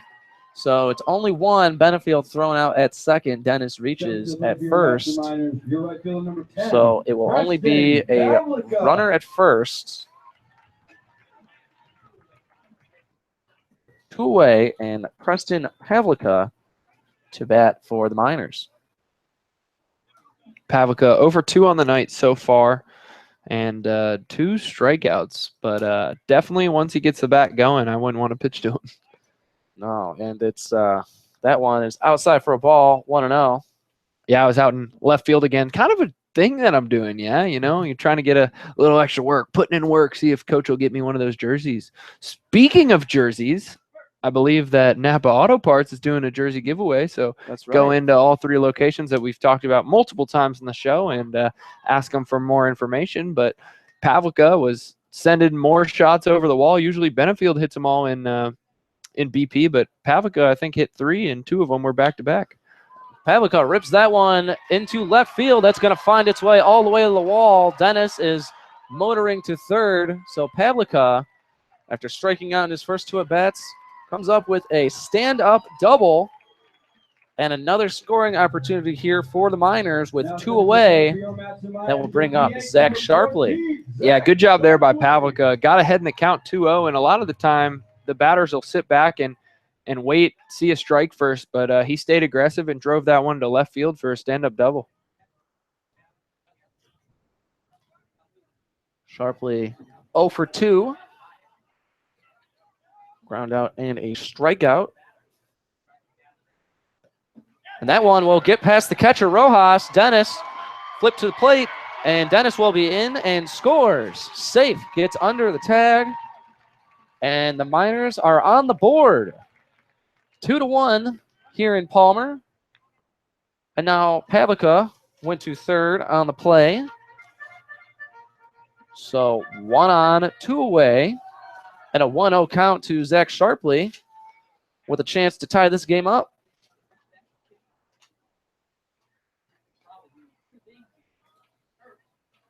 And there's action going on in the Chinooks bullpen and a slow walk to the mound for a coach of the Chinooks. And we might be seeing a pitching change. Might just be some strategy, but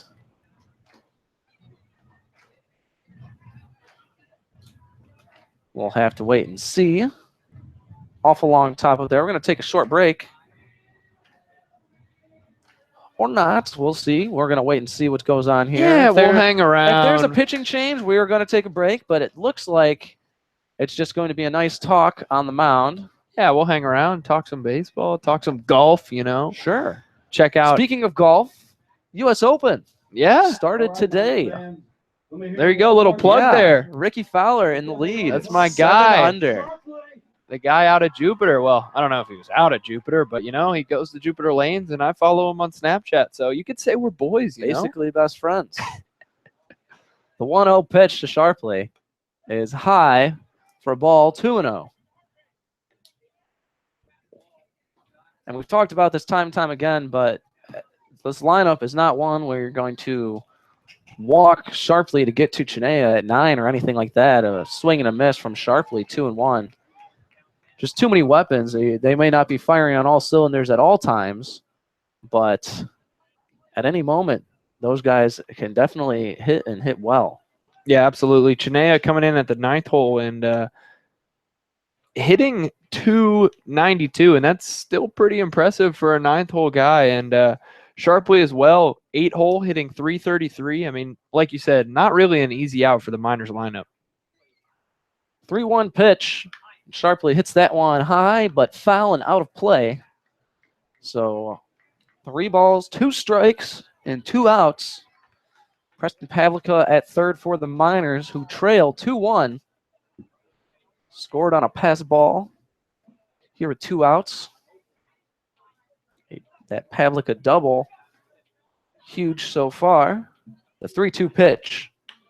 And Sharpley singles up the middle, and Pavlica will score. Sharpley with the game-tying RBI here in the bottom of the 6th inning. We're all tied up at 2. And Brandon Chinea now will look to extend the with 2 outs.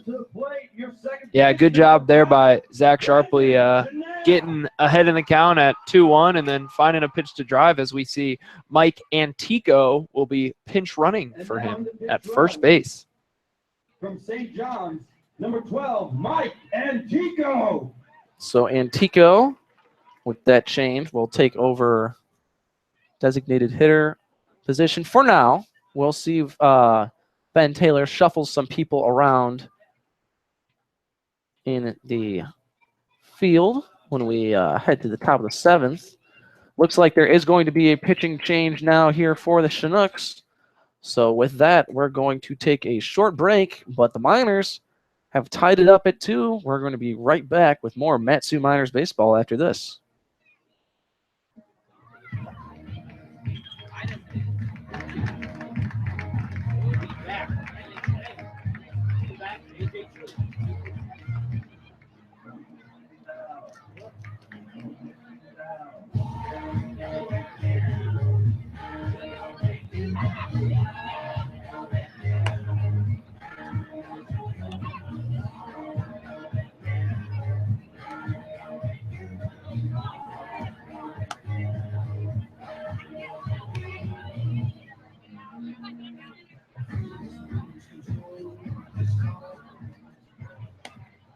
In the pitch for the Chinooks, out of Southern Wesleyan University, number 22, Johnny Julian.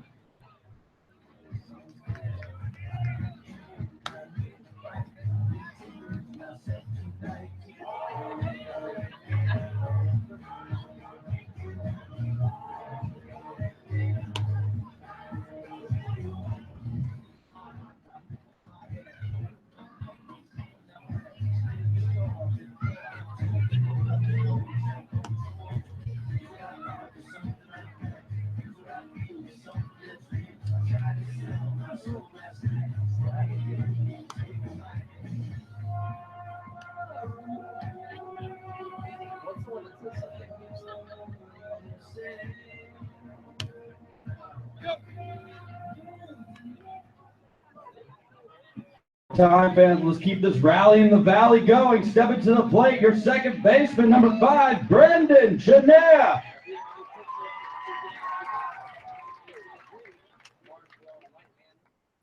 And we're back here following the pitching change for the Chinooks. Johnny Julian into pitch with 2 outs.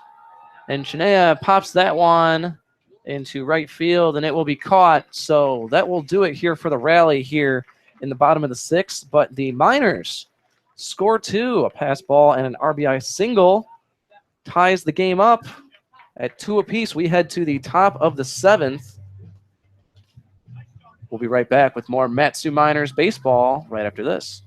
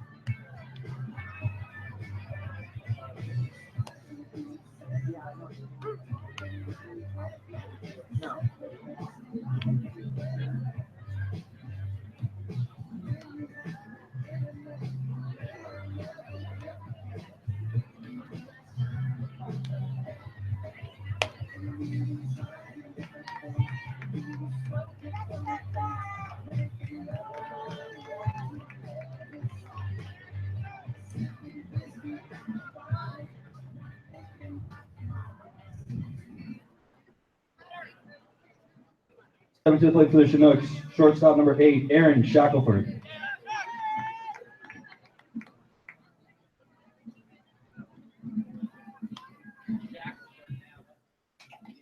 And we're back here, and bunt single down the third base line. Austin Dennis throws that one a bit high to Benefield. That will bring him off the bag. So right there to start the inning for the Chinooks. Brandon Nietzsche. Infield single by Aaron Shackelford. He's at first. Brandon Michi now to the plate for the Miners. Yeah, nice bunt there down the third baseline. Nice job by Dennis to barehand the moving ground ball and kind of threw it away, but Benefield made the stop there at first base to limit the damage. Calvin LeBrun tosses over to first.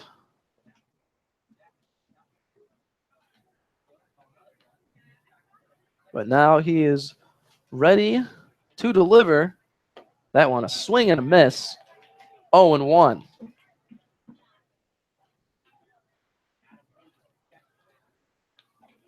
Miners finally able to get something going on offense. Scored 2 runs in the bottom of the 6th to tie the game at 2.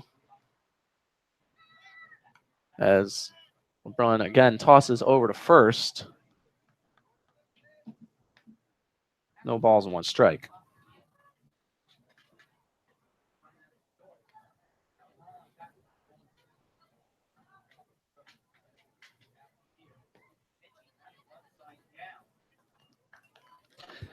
That one in for a ball, 1-1. Michi showed a bunt there. A little bit for the Chinooks.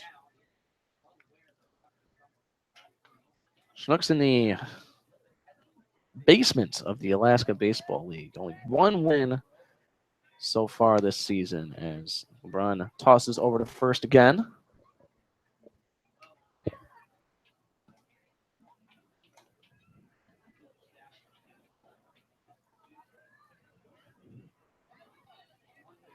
One pitch. That one hit high into center field. Justin Ammons is tracking it down, and he's got it for out number one. Not a lot of action for Ammons so far tonight.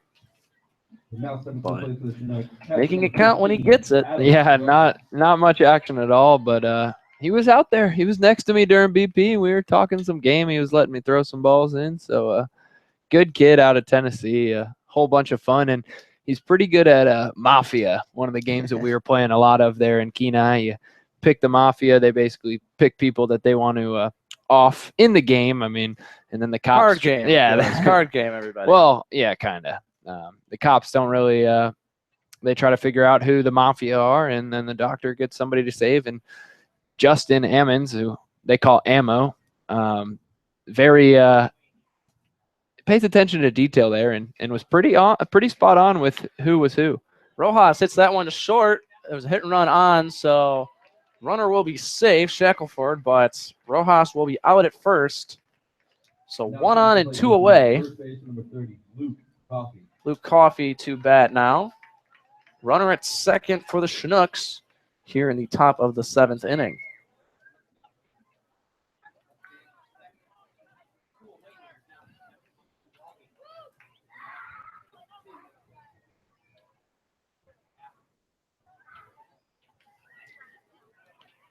Coffey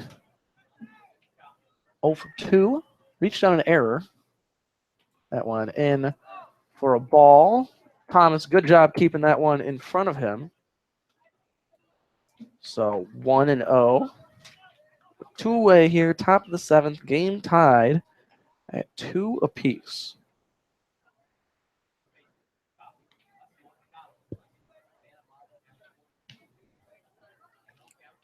Run is ready and delivers. That one hit foul down the third base line for a strike. 1 and 1.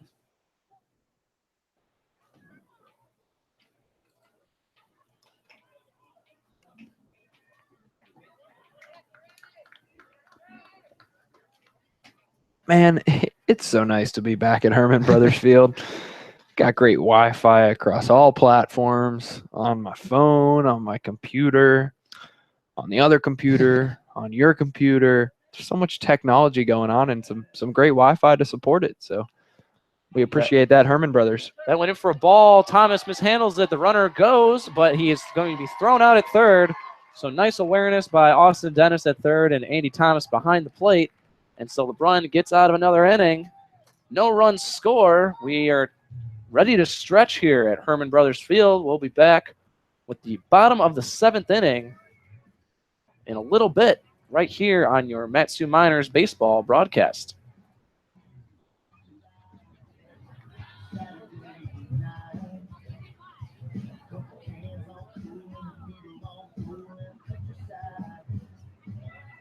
All right, fans, pull out those blue tickets. It's 50-50 time. For a whopping $208. The ticket number 9378657. Yeah. 9378657. Go on down to the beer shack to collect your prize.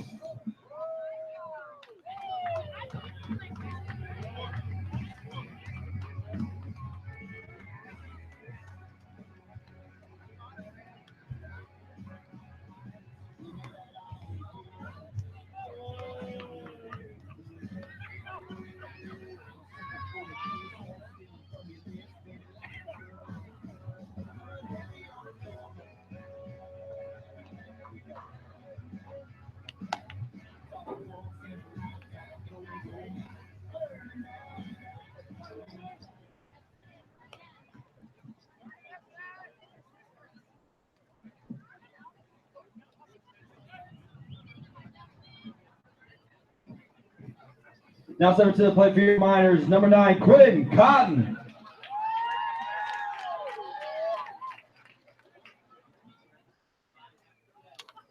And we're back here, bottom of the 7th inning. Quinn Cotton to bat for the Miners. Takes that for ball 1. And that one will kind of bounce for ball number 2. 2-0. Game tied at 2. Thanks to a Zach Sharpley RBI single in the bottom of the 6th. Cotton 2 for 2 and was hit by a pitch as well. That one high and inside. 3-0 now the count.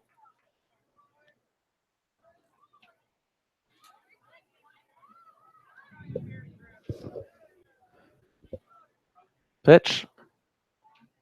Ball 4, he walked him. So 4 balls on 4 pitches from Johnny Julian. Quinn Cotton has now reached first base at least in each 4 of his at-bats tonight so far. The single in the 1st, hit by a pitch in the 3rd, single in the 5th, and the walk there in the 7th. So 1 on, none away here. And a familiar position for Austin Bull with 1 on. Toss over to first. Cotton slides in safely.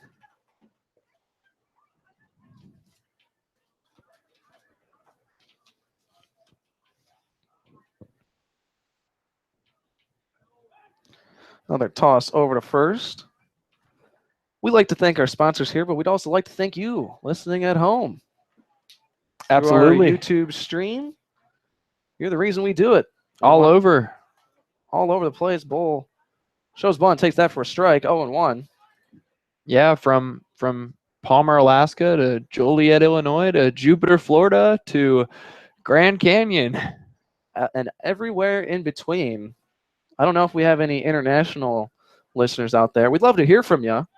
You can contact us through Facebook and on Twitter at ABL Miners. Yeah, our Twitter now up to 729 followers. So the numbers just grow. I don't even know if I know 729 people. And if I do, I don't think I'd like to. Oh, man. Keep your circle small, you know? Unless you're the Matsu Miner Twitter account, in which we're ever growing as Austin Bull takes that for a ball, 1-1. More tosses have been to first base with Quinn Cotton on than they have been across the plate to Austin Bull in this at-bat.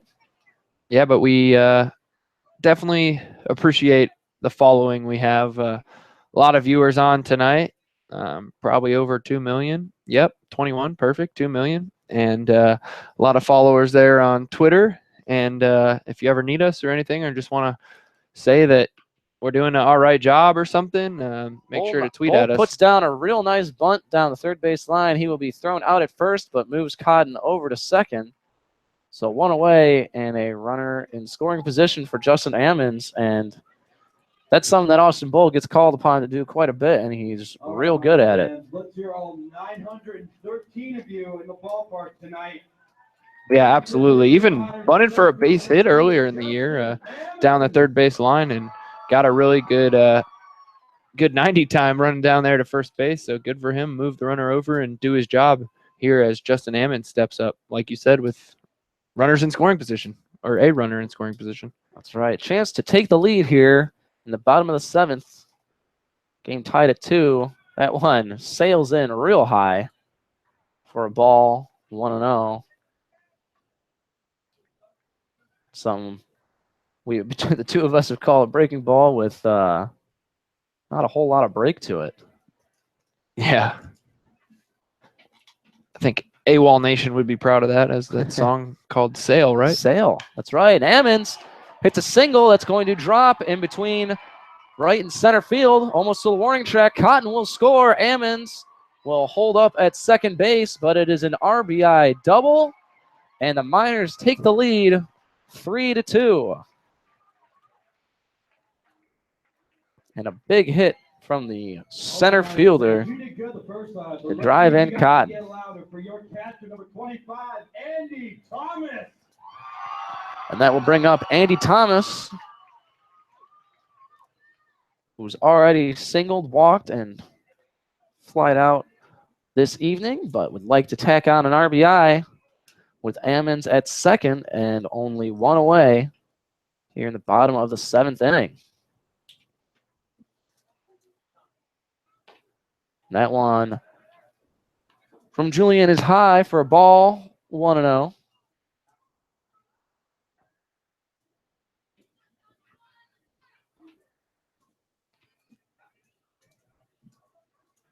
Ammons is quick, so a single would score him relatively easily. That one gets in for a ball as well. 2-0 now to Thomas.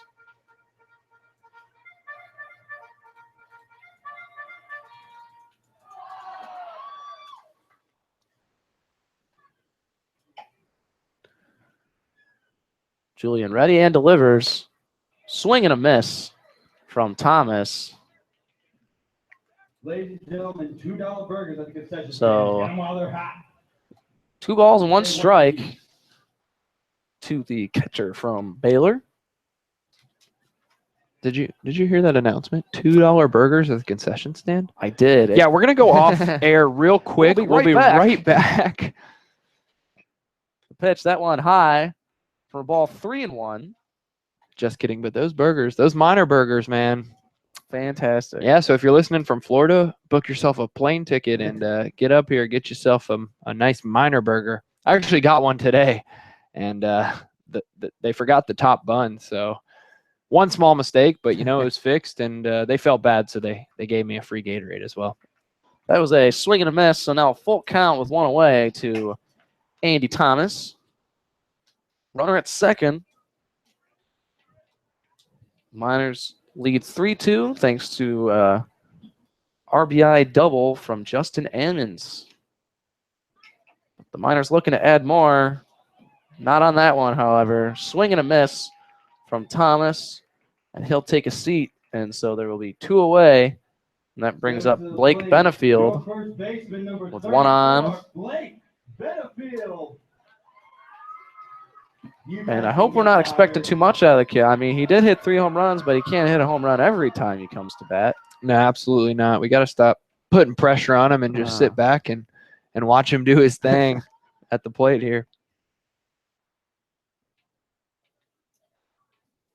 Julian delivers, and that one is hit to the shortstop. Will pop up, is caught for out number 3, but the Miners score on an RBI double from Justin Ammons, and that's good enough to take the lead. They lead 3-2. We've played 7 and are heading to the top of the 8th inning. We'll be right back with more Mat-Su Miners baseball in just a little bit. The number is 170 2 0 0. Go on down to the beer shack to collect your prize.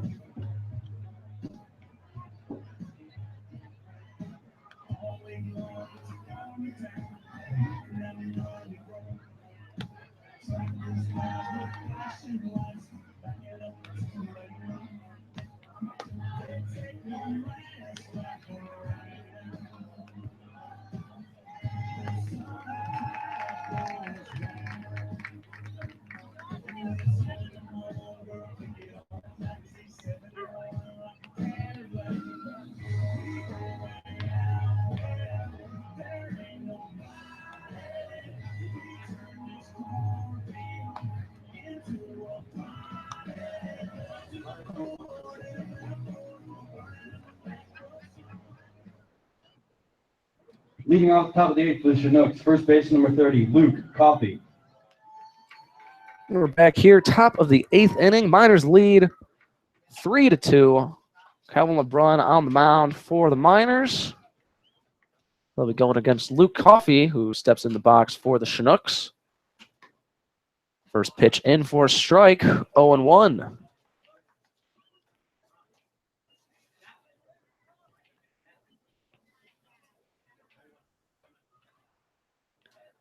Pitch number 2. That one catches the zone. 0-2 now. Miners gave up 2 runs in the top of the 4th, but have responded with 2 of their own in the 6th and then 1 in the 7th to take the lead. That one hit high, but foul and out of play.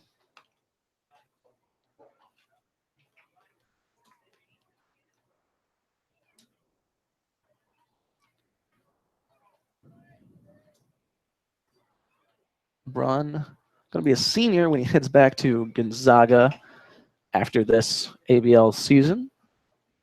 There's that one outside for a ball, 1-2.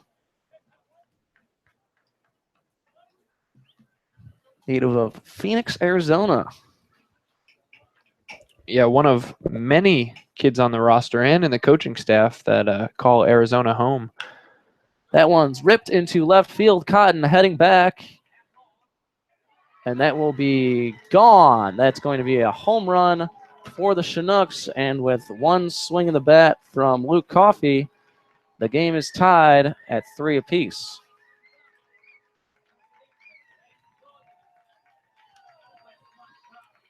That one sounded good coming off the bat, and wasn't really too much of a doubt on that one. No, absolutely not. You could look at Calvin LeBron right after that pitch and see that not really where he wanted it, kind of left it over the middle, and Luke Coffey made him pay for it and sent one over the fence, and we got a tie ball game here in the 8th. So that brings up Jeremy Johnson, left fielder for the Chinooks. Johnson is 0 for 2. Grounded out and then hit into a 5-4-3 double play in the 5th inning.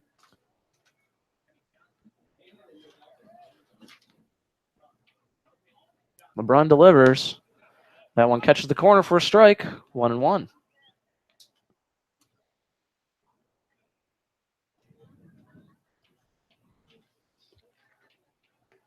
Wind up and the pitch. Swing and a miss for strike number 2.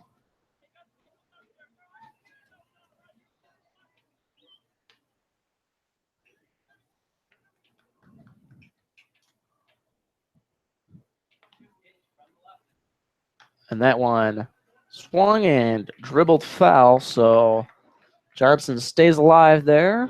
Count remains 1-2.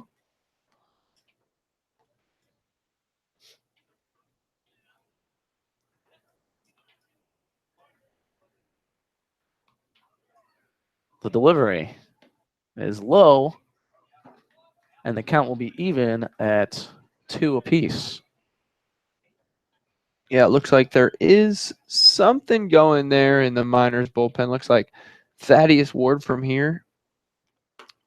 But LeBron's still on the mound there as he throws that one for a ball. We have a full count now to Jeremy Johnson. Yeah, LeBron trying to shake off that homer he gave up. Get back in that zone. That one chopped foul. So we'll do it again. 3-2.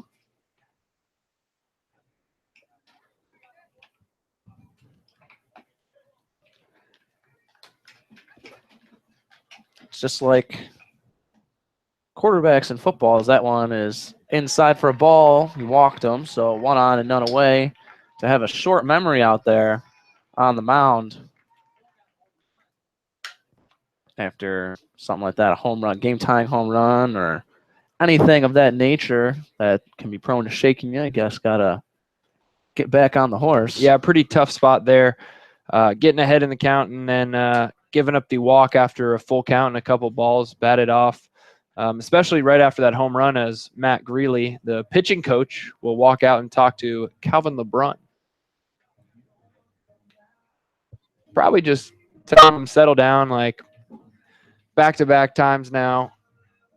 Kind of let a ball get away from him there. First one, Coffey made him pay a lot more than Jeremy Johnson would with taking his base, but just talking to his pitcher, calming him down. He's now thrown, 3 complete innings so far and going on his 4th and hoping to get out of this jam for the Miners. So catch you up to speed here. Game is tied at 3. Miners took the lead in the bottom of the 7th thanks to an RBI double from Justin Ammons, but not even 5 minutes ago, Calvin LeBron gave up a home run to left field that tied the game at 3. And now there is 1 on and none away here in the top of the 8th inning.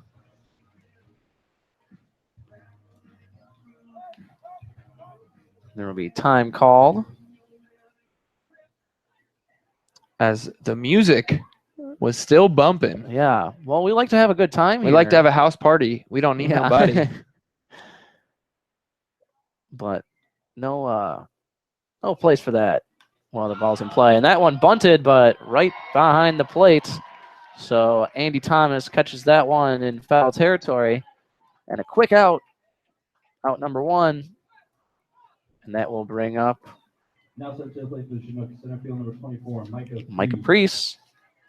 Yeah, good job by pitching coach Matt Greeley there. Said, hey, throw him a high fastball. He's going to set down a bunt. He's going to pop it right up, and Andy Thomas is going to be there. So I know for a fact that Greeley knew everything was going to happen right there and just told LeBron. LeBron tosses over to first. Johnson in safely. So top of the order now for the Chinooks. Chugiak. Again, LeBron throws to first.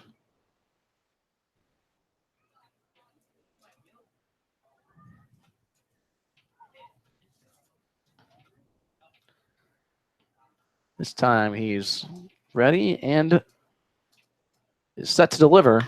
That one is lined into left. It's going to get down for a single in front of Quinn Cotton. So now 2 on and 1 away. Now set to play for the Chinooks, right fielder number 10, Levi Gilcrease. Levi Gilcrease heads to the box for the Chinooks. 2 on, 1 away.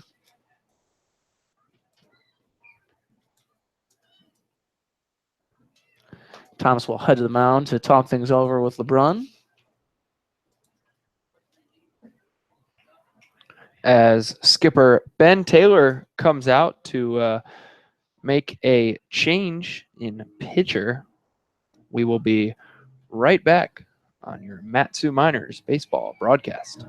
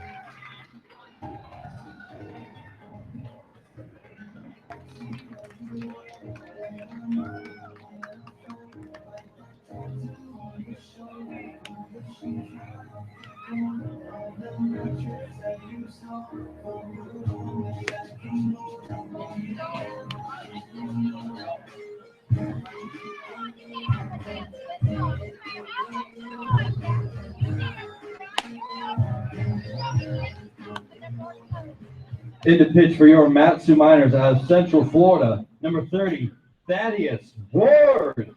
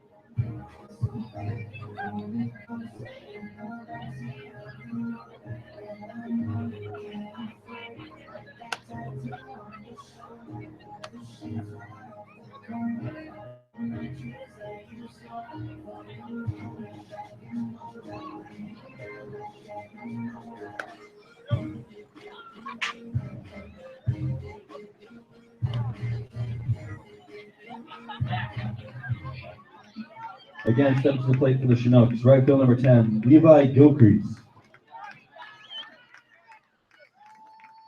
And we're back here in Palmer. Pitching change for the Matsu Miners. Thaddeus Ward comes in to replace Calvin LeBrun with 2 on and 1 away here in the top of the 8th inning. Game is tied at 3 apiece.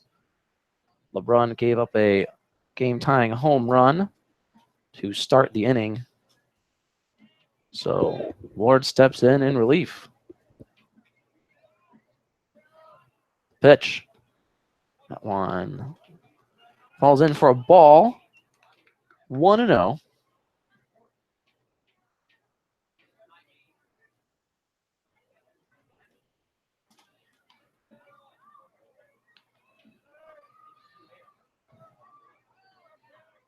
Pitch from Ward is again in the same spot. That means it's a ball for ball number 2.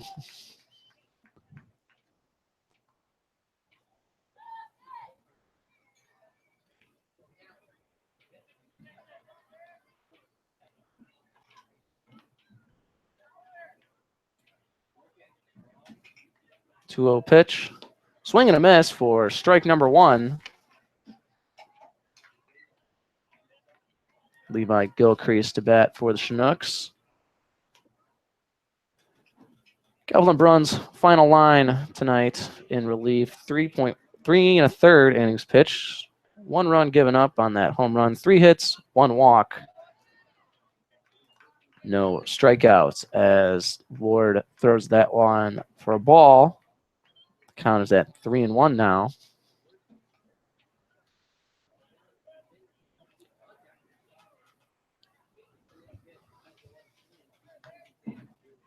Trying to keep this innings damage at 1 run. Pitch. That one goes for a ball. He walked him, and the bases now are loaded with 1 away. And Justin Gomez, the designated hitter for the Chinooks, heads to the plate. He is 0 for 3 tonight.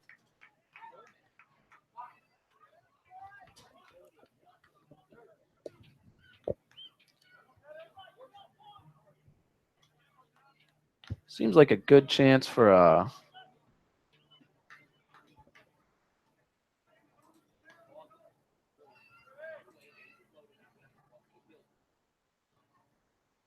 pitch. That one hit high into shallow center. Ammons is in and has got it. He will throw to home to try and get out the tagging Johnson, but Johnson slides in safely. So after an excellent sliding play from Ammons, he was able to get up, throw to home. It will not be in time. Miners trail 4-3 here in the top of the 8th.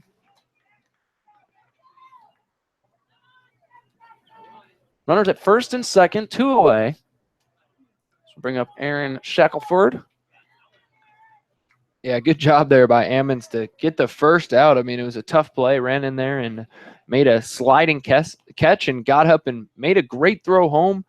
Not in time, obviously. If you imagine if he would have kept his feet, he would have been able to throw the guy out at home and we'd be still at a tie game. But Chinooks get one back and they now lead 4-3. Ward trying his best here. 0-1 now the count to Shackelford, who is 1 for 3. And he hits that one high. Looks like it's going to be tracked down by a couple of Miners, but it will fall foul. And it will be 0-2 now to Shackelford.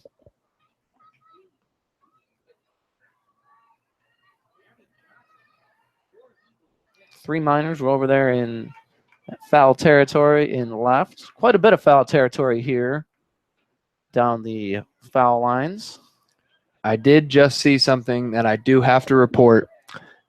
assistant coach Dan Padilla picked up a ball coming down from the bullpen, went to throw it back down to Ryan Haug out there, and managed to throw it over to the fence into the crowd there. So if you're in the crowd, please be cautious for live balls coming at you. Courtesy of Dan Padilla. Dan Padilla. That one goes outside for a ball, 1-2. Man, I really hope he knows that I was watching. I'm going to give him a little grief about that, definitely. Padilla in his first year here with the Miners, assisting Ben Taylor. That one is ripped foul down the right field line. It will stay 1-2 with 2 away here in the top of the 8th. Miners trail 4-3.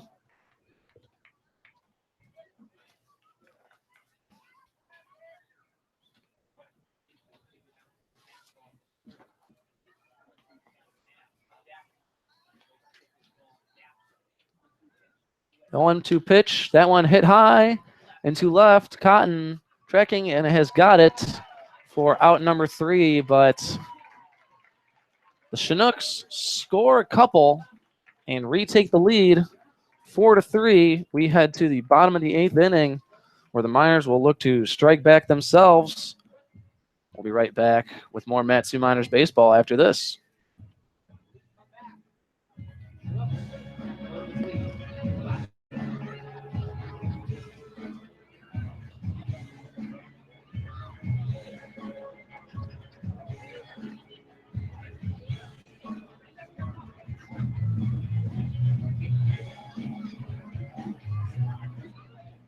In the pitch for the Chinooks out of Savannah State, number 55, Greg Smith.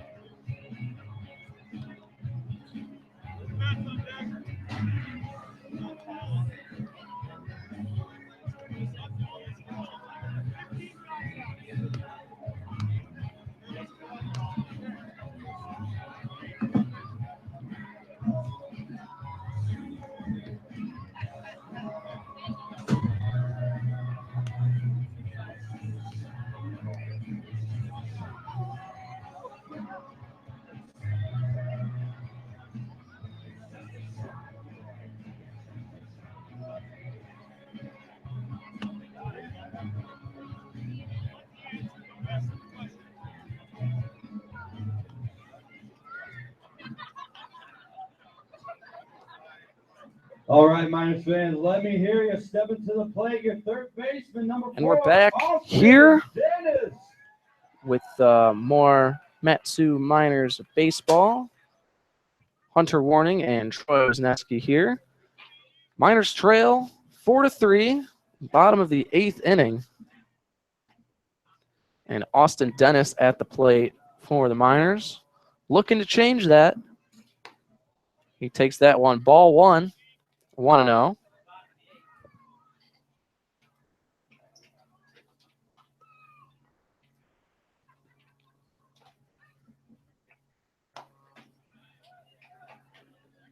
Another one for a ball, 2-0 now to Dennis.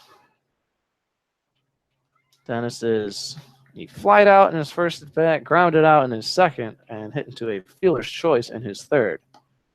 That one in for a called strike 1. 2-1 the count now.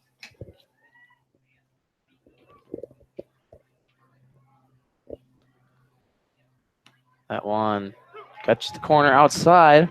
2-2. Sun just starting to go down here. Yeah, but it'll probably stay light out for another 24 hours, I'd say. Sure. Well, we're getting closer and closer to that summer solstice as that one's hit high into right field, but Levi Gilcrease has got it.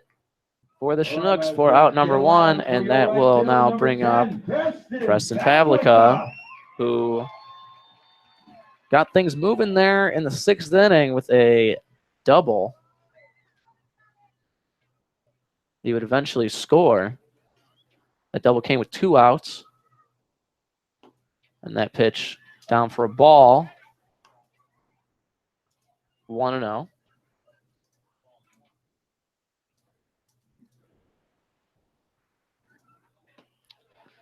That one goes actually in for a called strike 1. So 1-1 the count now to Pavlica. Batting, as we said, lower in the order tonight. That one called strike 2, 1-2 the count now.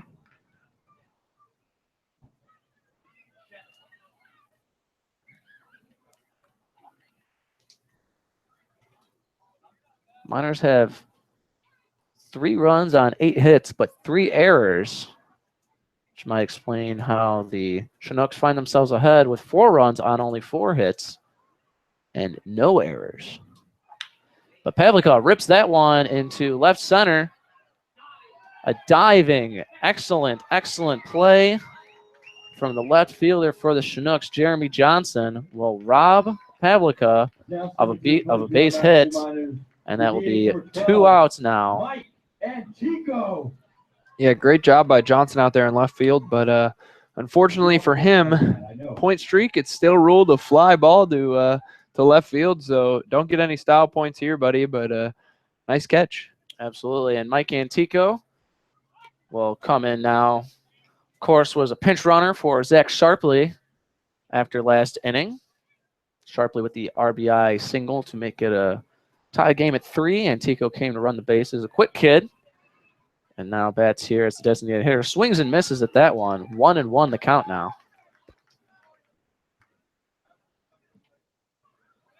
A couple of speedy kids here in the bottom of the order between Antico and Chania, who is on deck. Antico shows bunt, but pulls back. That one goes for a ball. 2-1.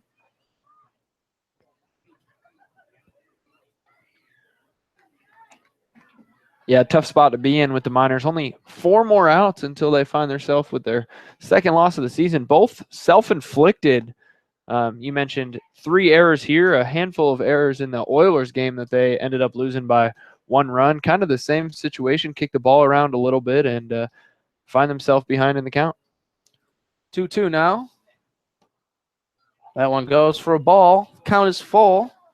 Find themselves behind in the game. My bad. Yeah, find themselves behind in the count as Antico is now ahead of the count with a full count. It's these low-scoring games for the Miners where they seem to have trouble, as that one is ripped towards second, fielded cleanly. Antico makes it close, but he will be out at first on the toss. So we have played 8 here in Palmer. Miners trail 4-3. When we come back, we've got the beginning of the 9th. So we're going to take a short break, but when we come back, there's more Miners baseball on the way in just a bit. Stay tuned.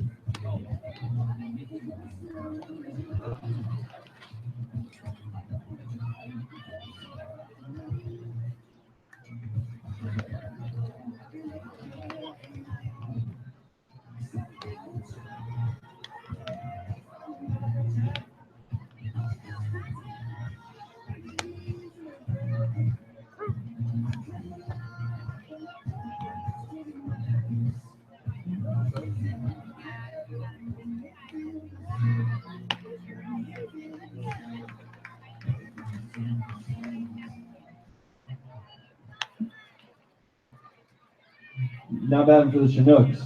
Second baseman number 9, Brandon Michi.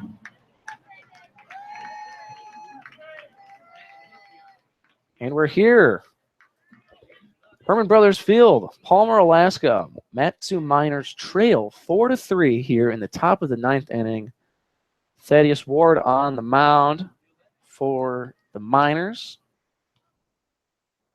And at the plate for the Chinooks, that one goes in for a ball, 1-0. At the plate is Brandon Michi,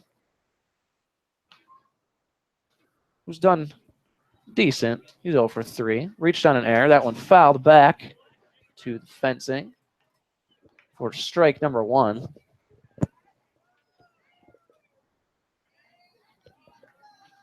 Yeah, struck out in the second. Michi did.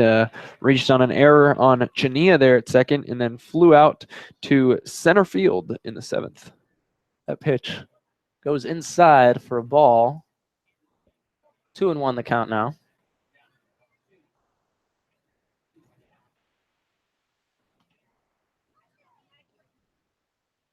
Tough night in the field for the Miners. That one outside for a ball. 2-1 now.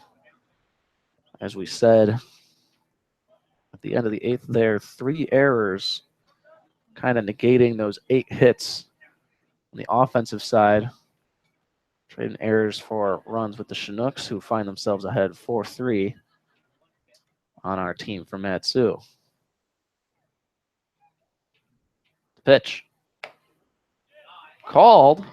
Strike number 2. Michi thought he was taking a walk towards first, but he'll have to get his bat that he... Yeah, go back there and fetch your bat, young man. He's so emphatically tossed towards his dugout. Man, that's kind of like, that's tough. Like, you try to show the umpire up there, and, oh, man, I'd say sorry if I were him at this point. You know, hey, sorry, I thought I knew more than you about the strike zone. 3-2 pitch is chopped towards first. Benefield's got it. Ward over to first. The toss in time for out number 1. Well, you think you're getting a free base, and there you are walking your yourself back to the dugout. So 1 down. Up to bat for the Chinooks. It's number 15, Adam Rojas, tonight's catcher. Rojas 0 for 3 at the plate so far this evening.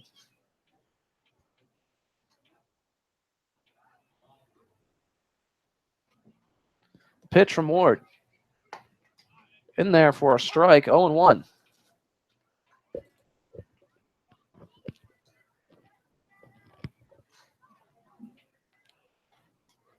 Ward, the Central Florida product, delivers. That one falls in for a strike, 0-2. Yeah, nice off speed there. Looked like he was going to go inside and then cut back outside. And he finds himself ahead in the count, 0-2. Showed some good stuff in Kenai the first time with the team. And that one is a strike 3, gets away from Thomas. And so just like that, Rojas will reach first on a dropped 3rd strike. Now batting for the Chinooks, first base number 30, Luke Coffey. That will bring up Luke Coffey again for the Chinooks.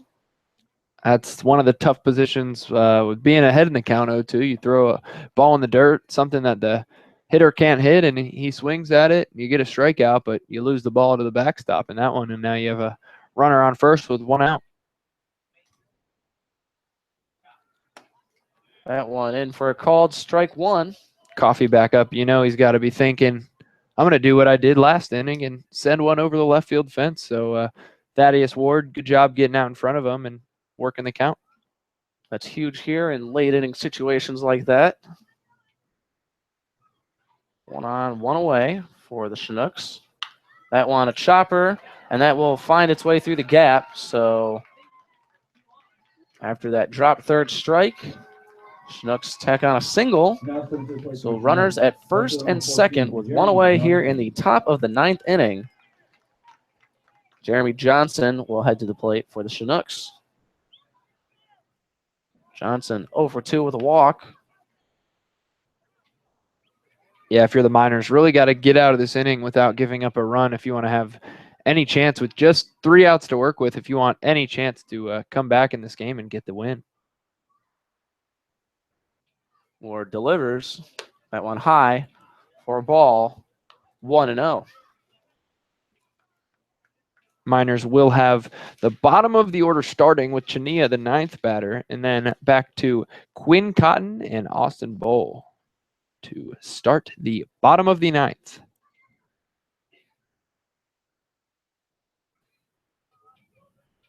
1-0 pitch. That one hit on the ground towards Bowl, over to Chania at second for 1, over to first to Benefield for an inning-ending double play. So the Chinooks don't score. We head to the bottom of the 9th inning.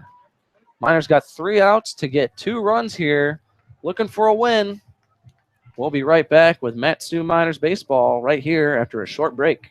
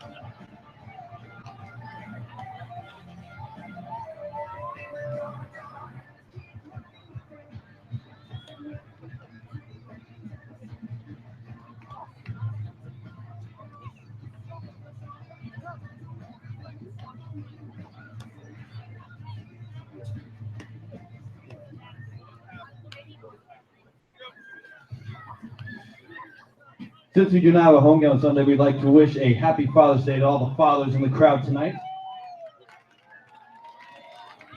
And now it's an important time because I need all the Miners fans on their feet. We need some rally in the valley. Leading off the bottom of the 9th for your Mat-Su Miners, your second baseman, number 5, Brandon Chania. And with that, we welcome you here to the bottom of the 9th inning. Miners trail 4-3. Brandon Chania at the plate, and he hits that one high and foul and out of play for strike 1. Not a lot of time left, but we will thank our sponsor, Napa Auto Parts, for our fabulous broadcast as Chania fouls that one down the third base line for strike number 2. If your car needs any sort of automotive product, Napa Auto Parts has got you covered. Be sure to visit the Valley's locally owned and operated Napa Auto Parts. They're in Big Lake, Palmer, and Wasilla. Visit www.napaalaska.com. Chania swings and misses at that one. It's dropped over to first, and he will be out. So 1 down here for the Miners. But that will bring up the top of the order. Quinn Cotton heads to the plate. Yeah, tough break for Brandon Chania there to end the night. 0 for 4. Did have a couple of mishaps there on defense. So you kind of feel for the kid a little bit. But Quinn Cotton steps in and hoping to get this rally in the valley started. That's right. He has reached base all 4 times he's been to the plate tonight. Hits that one, fouling out of play for strike number 1. He's got 2 singles. He's been walked and hit by a pitch. Looking to make more things happen here. Last hope. Hits that one down the right field line, but foul. And that will be strike number 2. Greg Smith on the mound for the Chinooks. Trying to close this game out. Get the second victory of the season for the Chinooks and hand to the Miners possibly their second loss. The 0-2 pitch is chopped back to the pitcher, who fields it cleanly over to first, and that's 2 down. So the Miners are down to their last out Austin Bowl. Stepping to the plate, your shortstop, number 15, Austin Bowl. Miners trail 4-3. Bottom of the ninth inning. Nobody on, 2 outs.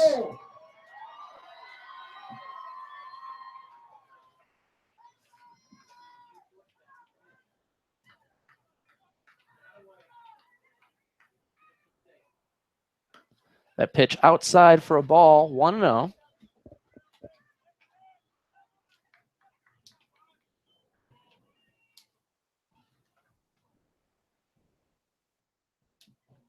And the pitch. That one inside, 2-0 now. Now is as good a time as any to move that line here with 2 down, last out. BT talks a lot about moving that line and getting the next guy up, so we'll see that here. That one goes low for a ball, 3-0 now the count to Bowl.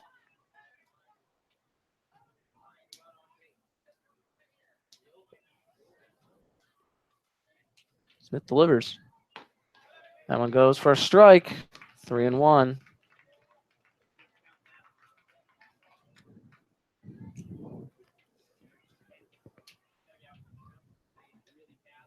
And the pitch. Swing and a miss. So after being ahead 3-0, the count is full, 3-2. Last chance for Austin Bowl here.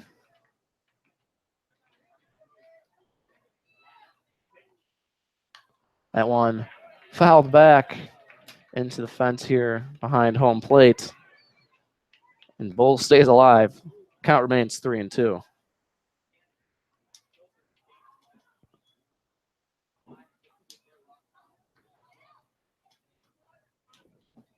The pitch. Another one hit high. It's going to be out of play. Fall over there by the Chinooks bullpen. And we'll do it again. 3-2 count.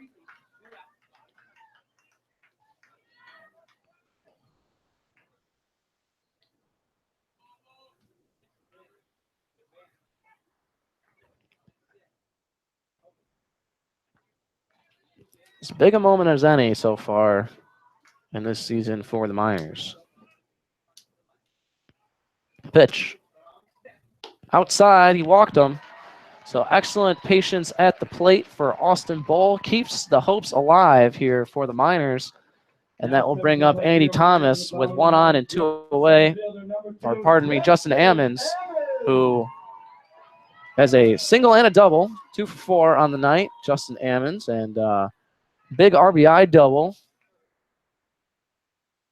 Yeah, you talked a lot about patience at the plate, and we saw that a lot with Austin Bowl right there. Got ahead of the count 3-0 and watched himself get drawn back in with the full count, battled a little bit, fouled 2 balls off, and got himself a free base.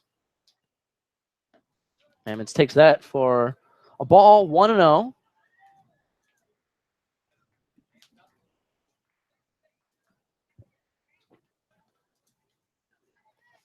Bowl with a decent lead off of first. Pitch. That one taken for a strike. 1-1.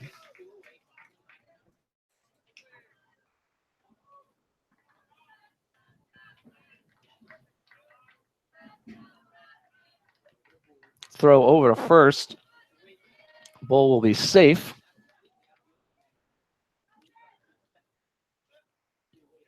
And we await the 1-1 pitch. Greg Smith. The pitch is low for a ball, 2-1.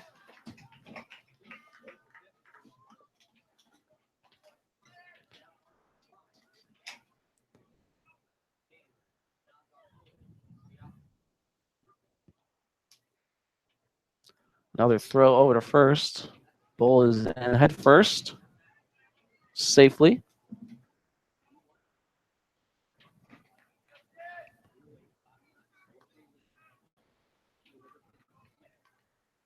Smith ready and delivers. Ammons hits that one. It's going to be a single. That's going to drop in left field.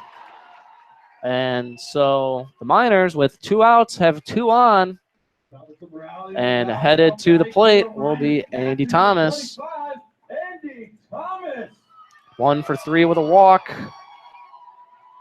And a big moment in his young Miners career here at the plate. Miners down 1 with 2 outs. Austin Bull at second. Justin Ammons at first. Ammons able to move that line.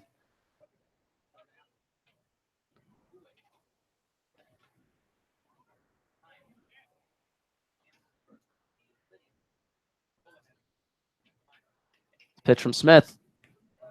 It's low for a ball. 1-0.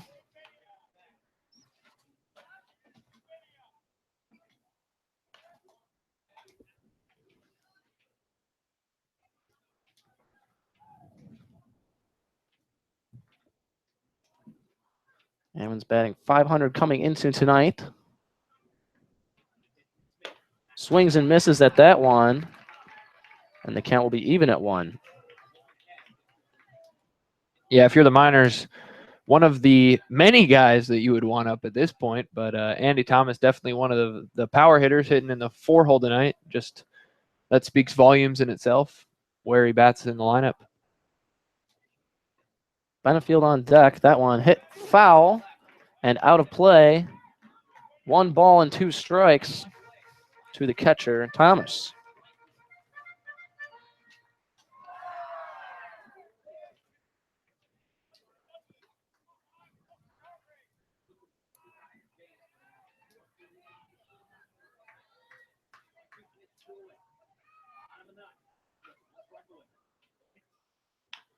That one, a chopper back to the mound. A little mishandled there by the pitcher, but he's able to get it back, and that will do it for the Miners. Late push, 2 on with 2 outs, but not able to seal the comeback. And the Miners drop their second game of the season, 4-3 to the Chugiak Chinooks. Yeah, tough one. Again, errors really cost the Miners the game there, but finally took another one on the chin here at home, and they have a day off tomorrow and then play at the Bucks 6 p.m. on Saturday, and then followed by in Anchorage again on Sunday at the Pilots at 7 p.m. That's right. Well, we thank you for watching. Unfortunately, the Miners weren't able to pull this one off. We're going to have post-game in a separate video. We're probably going to be talking to head coach Ben Taylor. But until next broadcast, I'm Hunter Warning. For Troy Wisniewski, we'd like to say thank you for listening, and make sure to tune in next time to another Matsu Miners baseball broadcast. Go Miners.